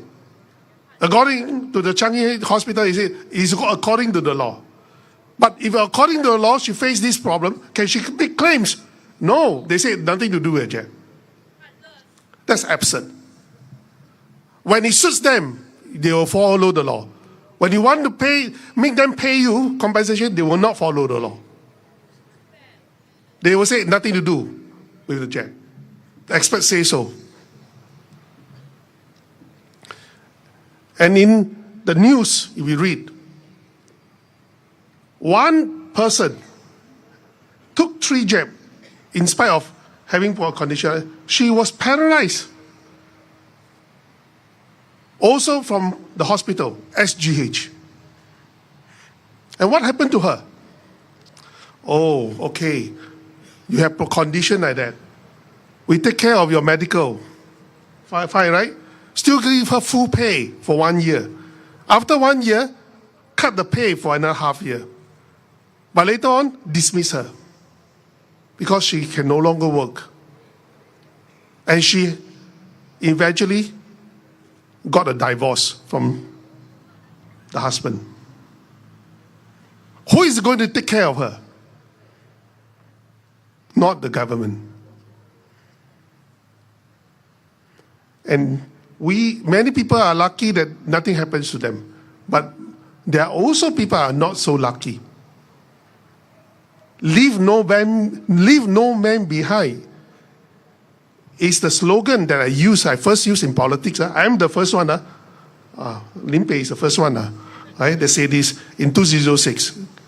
Leave no man behind. Because I believe as an officer, which is trained, we are trained to leave no man behind. But talk only. How many people, Lawrence Wong, have you left behind? Throw them under the bus. Right? Talking about leave no man behind.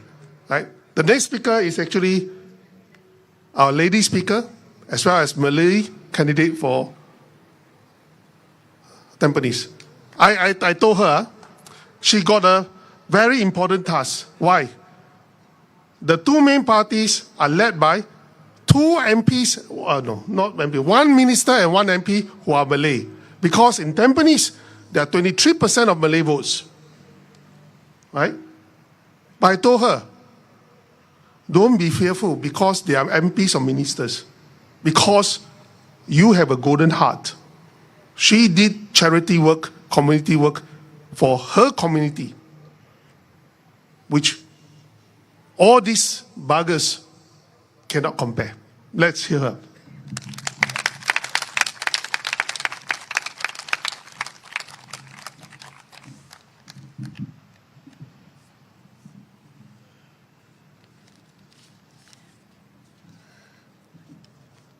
Good evening, everyone. My name is Arba Harun. I live in Tampines. I have 5 children. All are boys. The first one is in NUSC. The first one is in NTU. The second one is in NUSC. The other 2 are in Polytechnic. The last one, the last one is in lower secondary. Okay.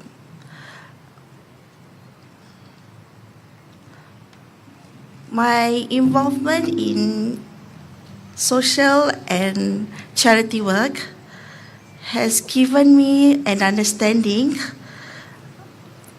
better understanding about how the people have struggled for so long. I received so many complaints. Okay. I came across many families who only can afford to eat 1 meal per day. Sometimes they also eat instant noodles. It's very hard, very sad to see that situation. Got one time, there was one old lady. I was so shocked, There was one old lady around about 70 plus knocked on my door. I said, why? How come? you need to come to my house. It's not that I lecture her. Only that I was so shocked. I have never came across someone like that knock on my door. So she said, it's not that I don't want to ask from bigger organization, but then they lecture me a lot and expect me to work. I have heart problem, some part of lung disease, so I cannot work so hard. So I say, okay, you came to the right door. Coincidentally, I am running a small charity work, so I took note of her contact number. So up to now, we still keep in touch. Every time she has problem, she will complain to me. And also, the recent case, another case, there's one needy complained that the husband, I think the MP might be shocked if I expose this. I hope you don't go and, check or call up your needy wife complain to me about this. Because the needy complained to me that the husband was caught due to driving problem, maybe license or what. I didn't ask for the details because that time I was in a hurry, but then I still listened. Then she said that my husband cannot cannot be released. Why? What happened? He would be jailed about 5 years. So why is it so long? You have children. Who's going to take care of you? Yeah, I have to survive from the organization, government bodies. They did help, but then it's not enough. You see, while the husband is still in the jail, but then my needy said, actually the MP already helped from 15 years lesson to 5 years. I said, but still so long. Who's going to support you? Because a few of her children actually cannot walk, disability problem. The other few have what's this called? Autism. It's very young children. So she always cry Every time she complains, she will cry. I also cry together with her. So there are a lot of needy cases, very sad, which I also don't know how to tell you all, but you all must realize that while you are working, while you are having food, there are somebody else who don't have enough food. That's how you can see. So obviously, I'm going to champion for the high cost of living, for family needs, and also for Singaporeans. Okay. Other than that, of course, about job securities. Okay, there are many people also say that they have high qualification but very hard to get job. One of them is my friends. Oh, can you hear? Oh, I say sorry. Okay, there's another issues that I'm going to contest. Another issues I'm going to fighting for. Other than that, I also came across elderly people complain about their CPF retirement. She complained to me, Arba, I already bought houses with high taxes, then I don't have enough money, retirement. So I think it happened to most of you, right? Am I right? So high cost of living is not only affecting the needies, but also every Singaporean, directly or indirectly. Even rich people also get affected by high taxes. So by then, please make use of your vote and vote wisely for us. Okay, I would like to speak in Malay for my community. Okay. Nama saya Arba Harun. Saya mempunyai 5 anak. 2 yang sudah dewasa, 1 di NUSC dan 1 di NTU, lagi 2 di Politeknik. Dan yang bungsu adalah dari lower secondary. Cuma saya nak cakap sedikit, hal semalam di Nomination Center, tiba-tiba saja Encik Faisal Manap dan Pitang Sing timbul. Kenapa? Jauh-jauh daripada Aljunied, daripada Marine Parade, sanggup sampai ke Tampines. Sedangkan saya ni dengan Faisal Manap, kita agak lama juga kenal dan juga pernah bekerjasama di sebuah majlis untuk kerja amal. Okay.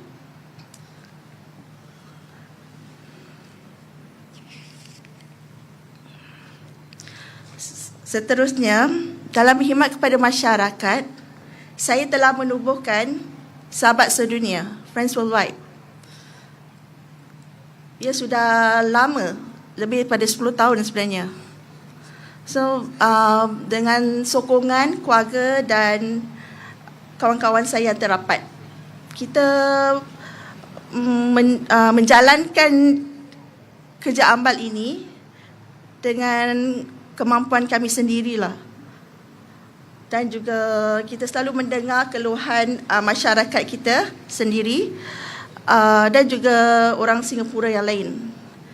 Saya tidak hanya fokus kepada mereka yang tinggal di rumah rental, tetapi juga yang tinggal di rumah 5 bilik pun ada datang komplain kepada saya. Kadang-kadang mereka beli rumah mahal, lepas tu suami tiba-tiba kena buang kerja. So macam mana mereka nak tampung anak yang ramai? Itu rumah 5 bilik. So kepada siapa mereka mau mengadu? Betul tak? I mean, I told my Malay community that the needies, not only the needies get affected, but then there was one case, the 5-room house owners also came to complain to me because the husband lose job. So, and they also have many children. So how? Who's going to help them? So they came to me for help. So we are flexible. We are not like some government bodies. But of course, I have to refer to my families and friends. We discuss about it together, how to help them. Okay, I think that's all that I want to say. Only I have a pantun, a poem. Okay. To Encik Mas Agus. Mas Agus, Encik Mas Agus, makan jagung tersangkut janggut. Janggut bukan sebarang janggut. Sejarah janganlah melalut. Nanti ditolak ke laut. Terima kasih.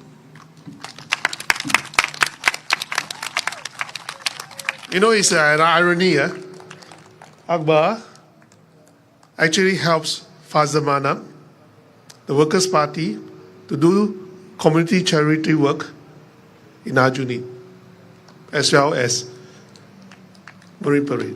But today, they are actually competing. But it's okay. They are still friends. We compete on the heart to build this nation. The next speaker is supposed to be Mr. Peter So, right? Peter So, maybe you Peter, stand up. Yeah. Right. He's not feeling well, right, today, so he shall not speak today. My apologies. right? Sit too long, sometimes doesn't feel well, right? Pardon him. Okay? Okay. No.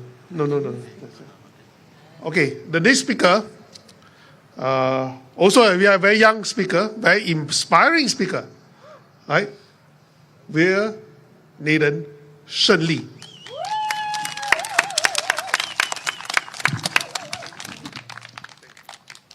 Can you guys hear me? All right, excellent. I just want to start by saying thank you so much for coming down tonight. I know it's a weekday. I know that you're tired. I know that you still got work tomorrow, but you're here, and I'm truly grateful. Truly, thank you so much for coming. I actually prepared a speech on my phone to say to you guys, but when I sat down here and looked at everyone, I decided that I'll just skip that. I just want to talk to you guys. And honestly, I can't really see very clearly. The light is in my eye, and then this barricade is here, so you guys are very far away, which is unfortunate. But before I came up here, I managed to speak to a few of you. I think there's a Auntie Jolene somewhere, and then my friend Yi Heng is here, and you know, some of you I know that you came to support us. And I know why you came. Because I think in your heart you know that the People's Power Party is not about fame, it's not about politics, it's not about all these games. It's about truth. It's about speaking the truth and making sure the people hold the power. Not the people serving the government. The government is supposed to serve us. It's about you. It's about each of you. It's about this man here, that woman there. I heard children just now. I think they were playing, which is good. It's about them. You ask yourself, if we allow this kind of attitude in the government to continue, what are we teaching the young ones? We're teaching them that injustice, when it's done by some higher power, you just overlook it. You just let it go because we're powerless. That's what you're teaching the young people. That's why people my age don't want to come up here. It's scary. It's terrifying to stand here in front of strangers, put your neck on the line, possibly even look like a fool. But to do what is right, it's scary. And when we have an environment where our young people feel it's not worth it, then you have a big problem. A bigger problem than economic turmoil, bigger problem than any external threat. It becomes a problem where Singaporeans don't feel like this place belongs to them anymore. And that's unacceptable. I made this mistake. I'll admit it honestly. I'm someone who thought this way.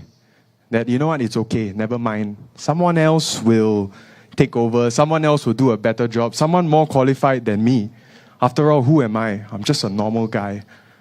I'm just a homeschool kid who loves nature, who loves people. That's all. But I'm not going to give myself this excuse any longer.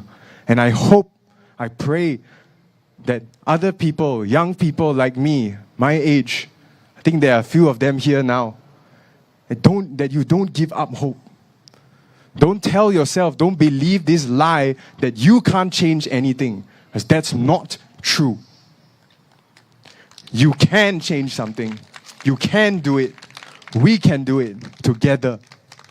And that's what this is about. I think everyone spoke very well. I'm a bit biased. Zheng Tao is my personal friend, so I'm really inspired by him. He's just 24 years old, but yet you hear how he carries himself, how he speaks with conviction, because he knows what's going on the ground. And that's the kind of people that are here, seated behind me. People who know what's happening on the ground, who don't have their head up in the clouds on some ivory tower. I'll tell you what, the most idealistic person in this whole group is probably me. And that's fine. I'm fine with being the idealist because I'm in good company. I always believe that if you reach for the sky, you will find yourself on the peaks of the mountains. What does that mean?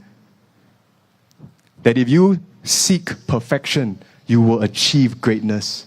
So a little bit of controlled idealism is a good thing, in my opinion. The number one thing that concerns me right now in Singapore is mainly trust. I think the older generation, they know what the PAP stood for all those years ago. It was about the people, People's Action Party. Lee Kuan Yew, he did that. The PAP at that time, they did that. They earned our trust. And we told them, okay, you take it. We put our lives in your hand. Do well with it. We trust you. Not with money, it's our lives. That trust is what holds this nation together. If we lose that, everything is lost. And then all of this is for nothing. Why do I say that? Because if we can't believe that the government, the leadership, has our best interests in mind, when a real crisis strikes, what do you think is going to happen? The people who know that the government doesn't care about them or feel that way, they're going to give up. Their spirit is going to break. And that will be the end of it. Because we won't be able to come together to deal with the storms that are coming ahead. And let's not kid ourselves. There are storms coming ahead. It's the truth. There always will be. There will be good times. There will be bad times. We have to stick together through it all. We cannot lose sight of who we are. And this is the problem I see right now. That the government in Singapore has lost sight of their original role, which is to serve the people. We are not going to forget that. I also ask myself, because words are cheap, I understand. It's easy to stand here and then say, I'm going to do this, I'm going to do that. Okay? Where's the proof? Good question. The People's Power Party is the only party with the guts, the gumption to bring up an issue no one wants to talk about.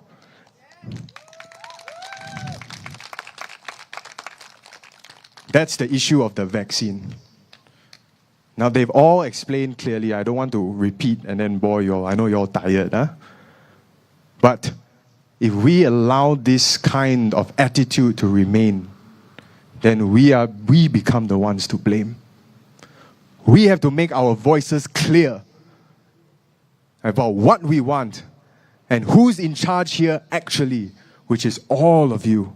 Not even me. I'm just here to share my heart, to take whatever concerns to the top of the leadership. That's all. But you guys are in charge.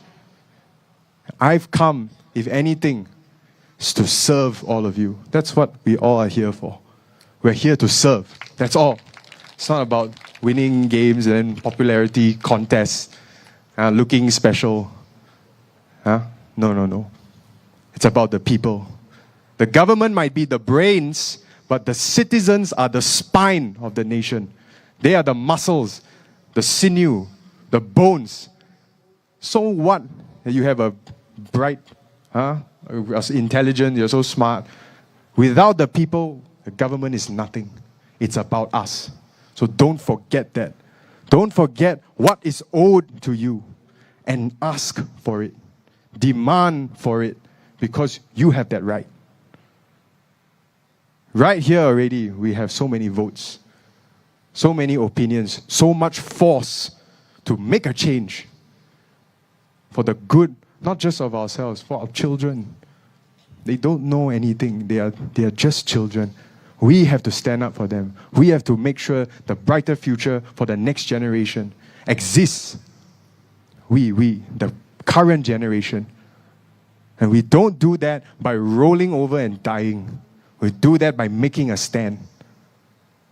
That's why I say that this is our assurance. The People's Power Party's assurance is this, that we are willing and we are demonstrating it here that we are willing to talk about issues no one else is willing to.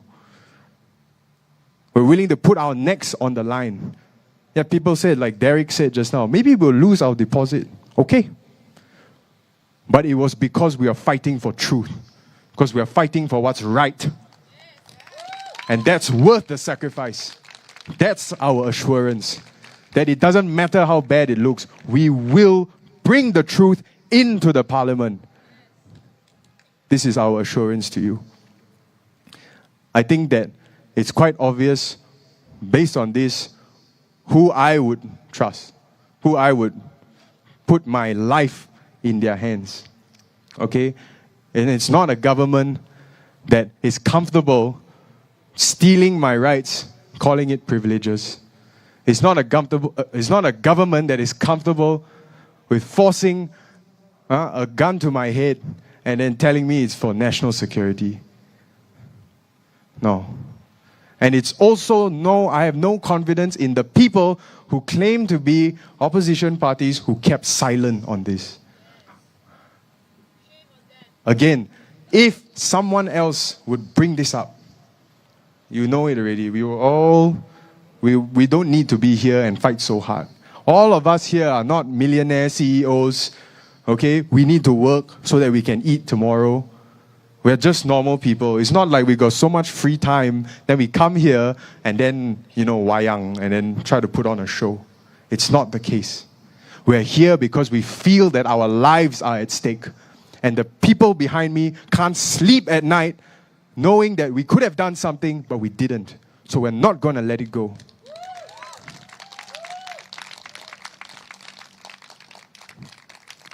So this is my assurance. This is all I can say to you. I know words are just words, but I hope you can see, based on what we've been doing, our intention, our heart, what we want for Singapore. Our vision for Singapore is a place where we are one united people. We are free to be Singaporeans, and that we can call this place home. Not try to go somewhere else, to find retirement somewhere else. This is our home. This is the ground. This is where we should make our last stand. If anything happens, it's going to be us dealing with it. Not the people who came here to work, and that's fine. They want to come here and work. It's a testament to what we built. But when when crisis hits, it's us together. We're going to have to face it head on.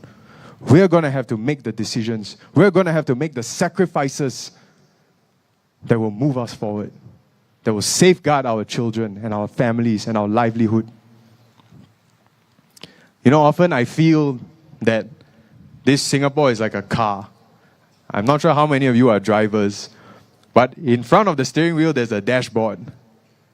Okay? It tells you what's happening to the engine, the speed, engine temperature, all this. Sometimes when something goes wrong, the light will come out. One light will come out. Oh, engine light. That means something is wrong. How do you fix the engine? If you ask the current government, they fix the engine by turning off the light. That means, I can't see the problem. So I guess we did it, guys. Yay, victory. That's unbelievable. If the government can't see what's happening to us, we are the engine. We're the ones moving things. If they don't know what's happening to us, how are they going to lead? How are they going to make the decisions? How are they going to know when the engine's overheating and it needs to be brought down, we need to reduce speed, or whatever it needs to be done? They're not going to know. Because there's no one there, there's no instrument that's going to tell them, hey, there's trouble. We're going to be that instrument. The People's Power Party will not keep quiet. We're not going to be an engine light that can just be turned off. We will make sure the issues are brought loud and clear, bright and shining. Like what Goh Meng Sen said, the torch of truth must burn in the parliament. That's our mission.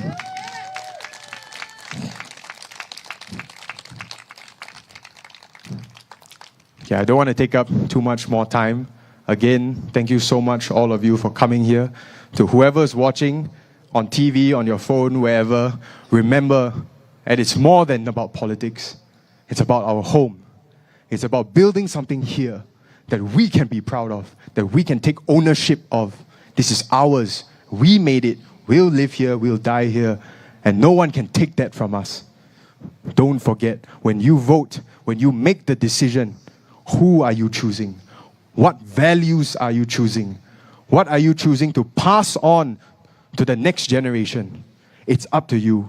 Honestly, 5 years is a long time. Really, a lot can happen in 5 years. So be careful.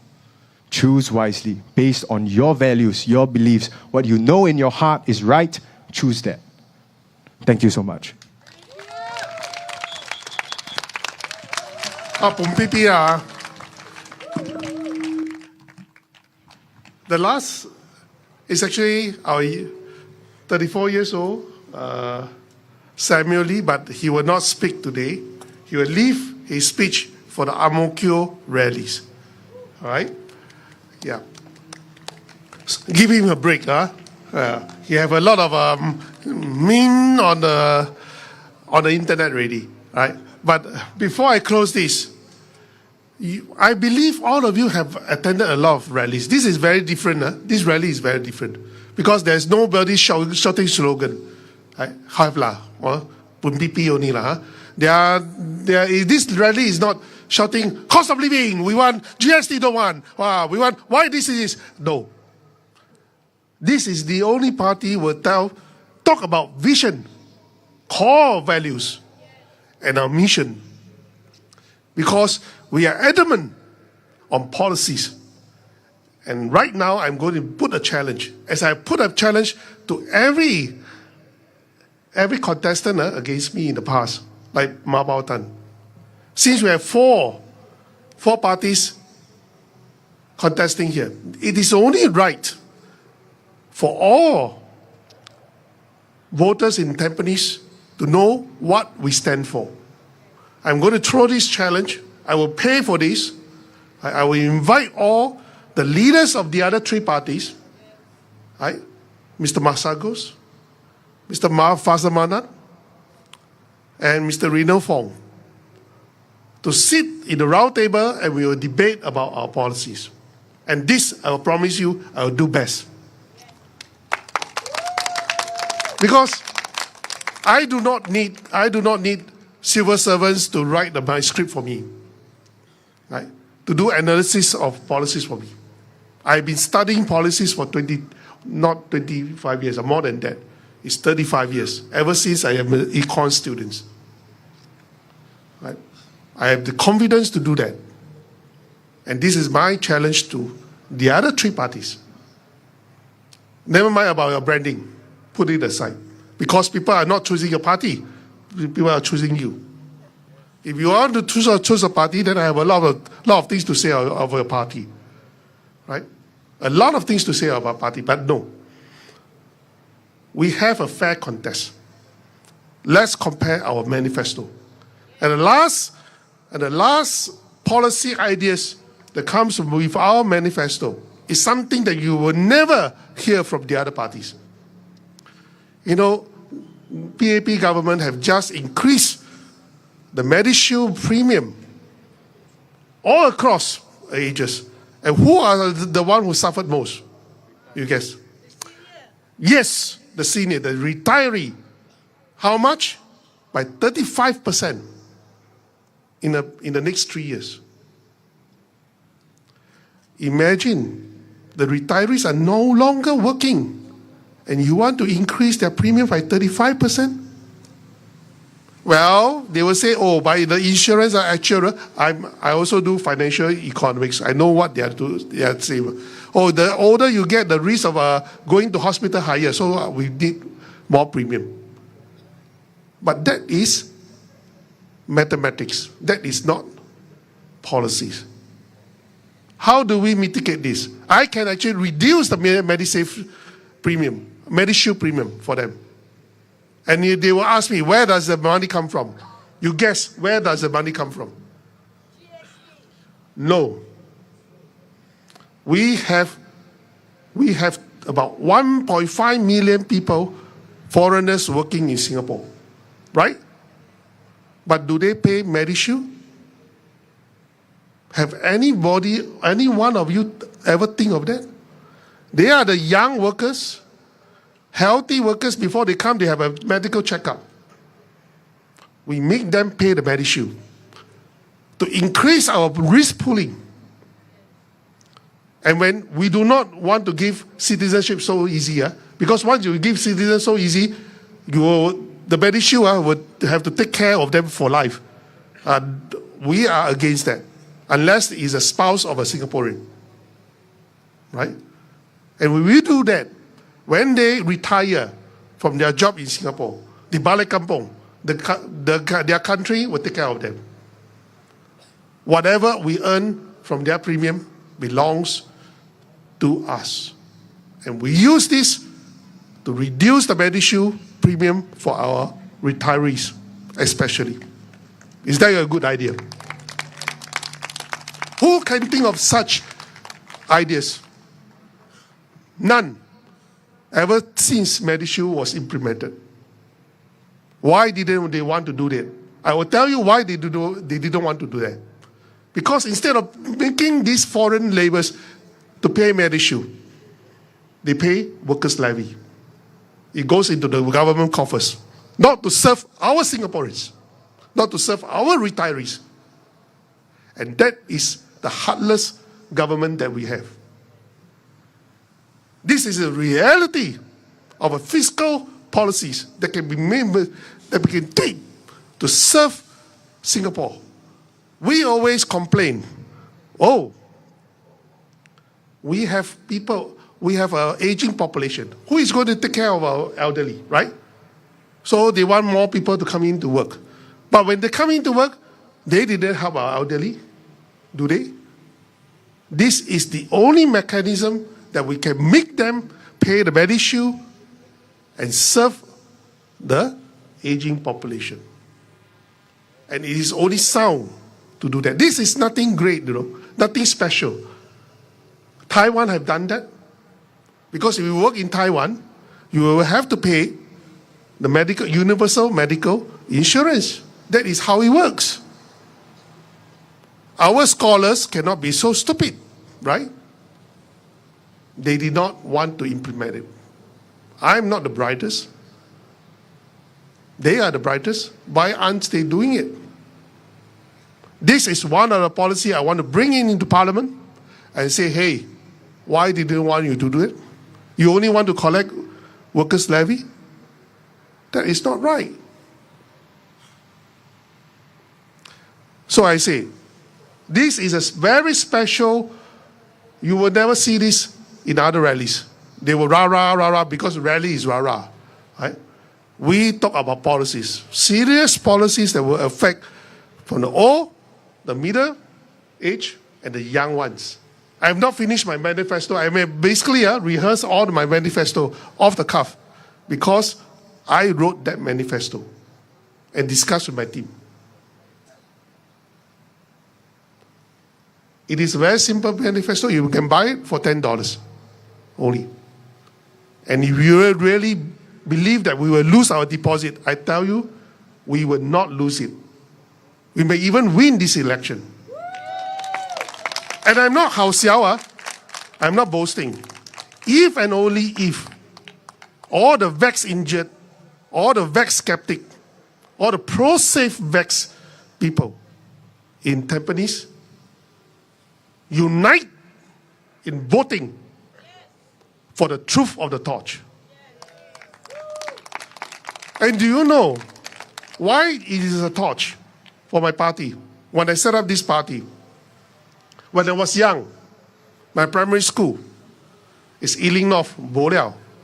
But the logo is actually a torch. Then underneath it says, knowledge is power. Only with knowledge you have truth. And with truth you have power. That's what People's Power Party stands for.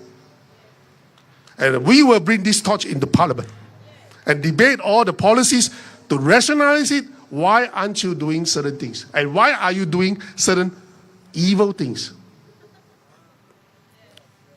And with that, I thank you for your attendance for this weekend. And thank you so much. And vote for PA People's Power Party with your heart, not your emotions.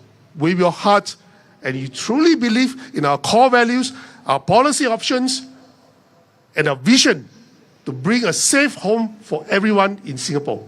Thank you.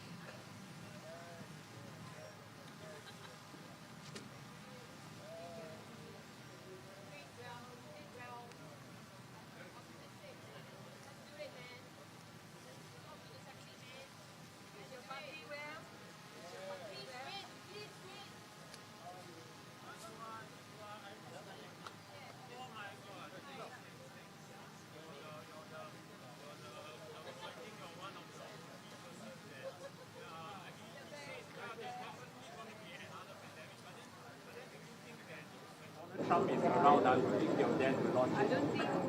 Yeah. Because I think the last time the pandemic came out, it's like when it was its last year. Then after that they were not scared. They went to launch the pandemic. So I give like I estimate lah. Like when his term the last year they'll launch the pandemic again. Yeah. Thank you.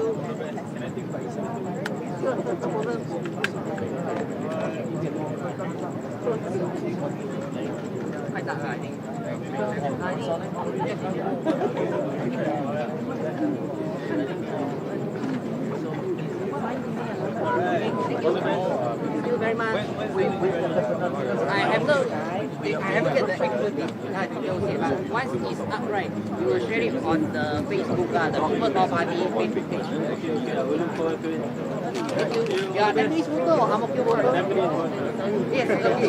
We need to consolidate. To us, the only People's Power Party be the most effective alternative party.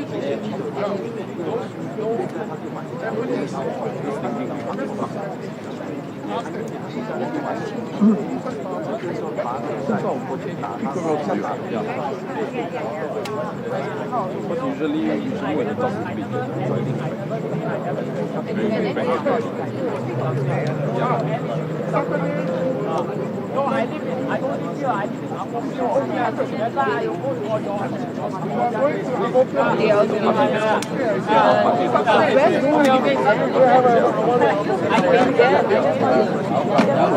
Because I know the other parties, they can actually run for. Thanks for coming. Yeah.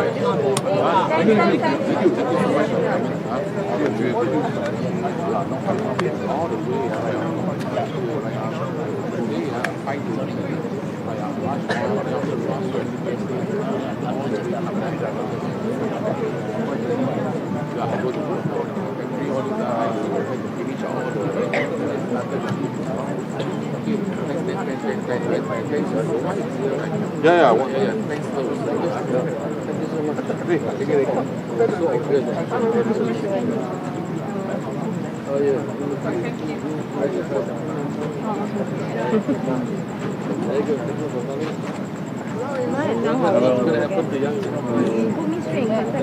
Your home. And online. How are you?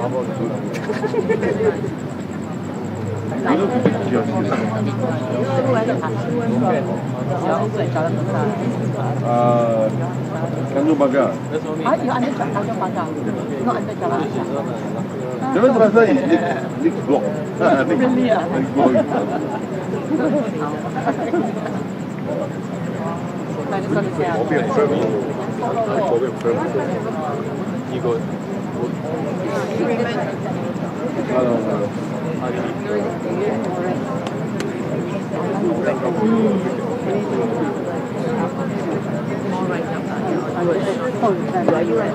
I'm not in the right direction. I'm just wondering.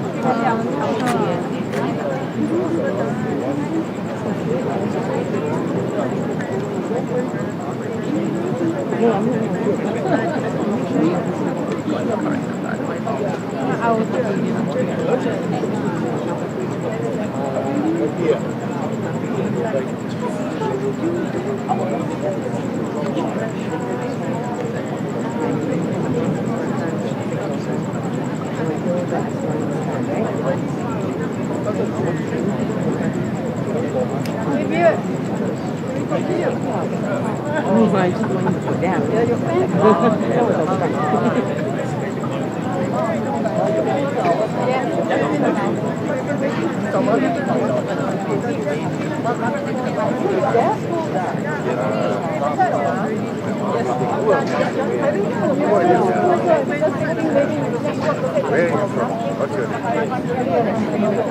Anyone want to manage? Yes.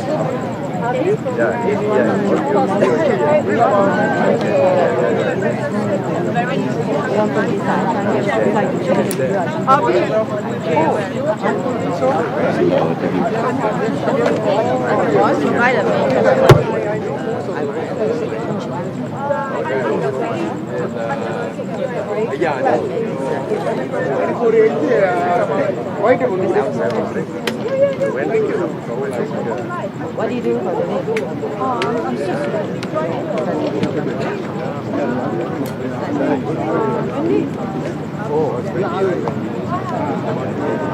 So I was Yes, yeah. Oh, you're from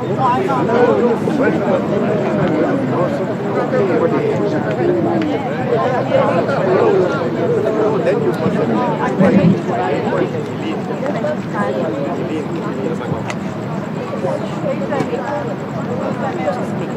obviously that.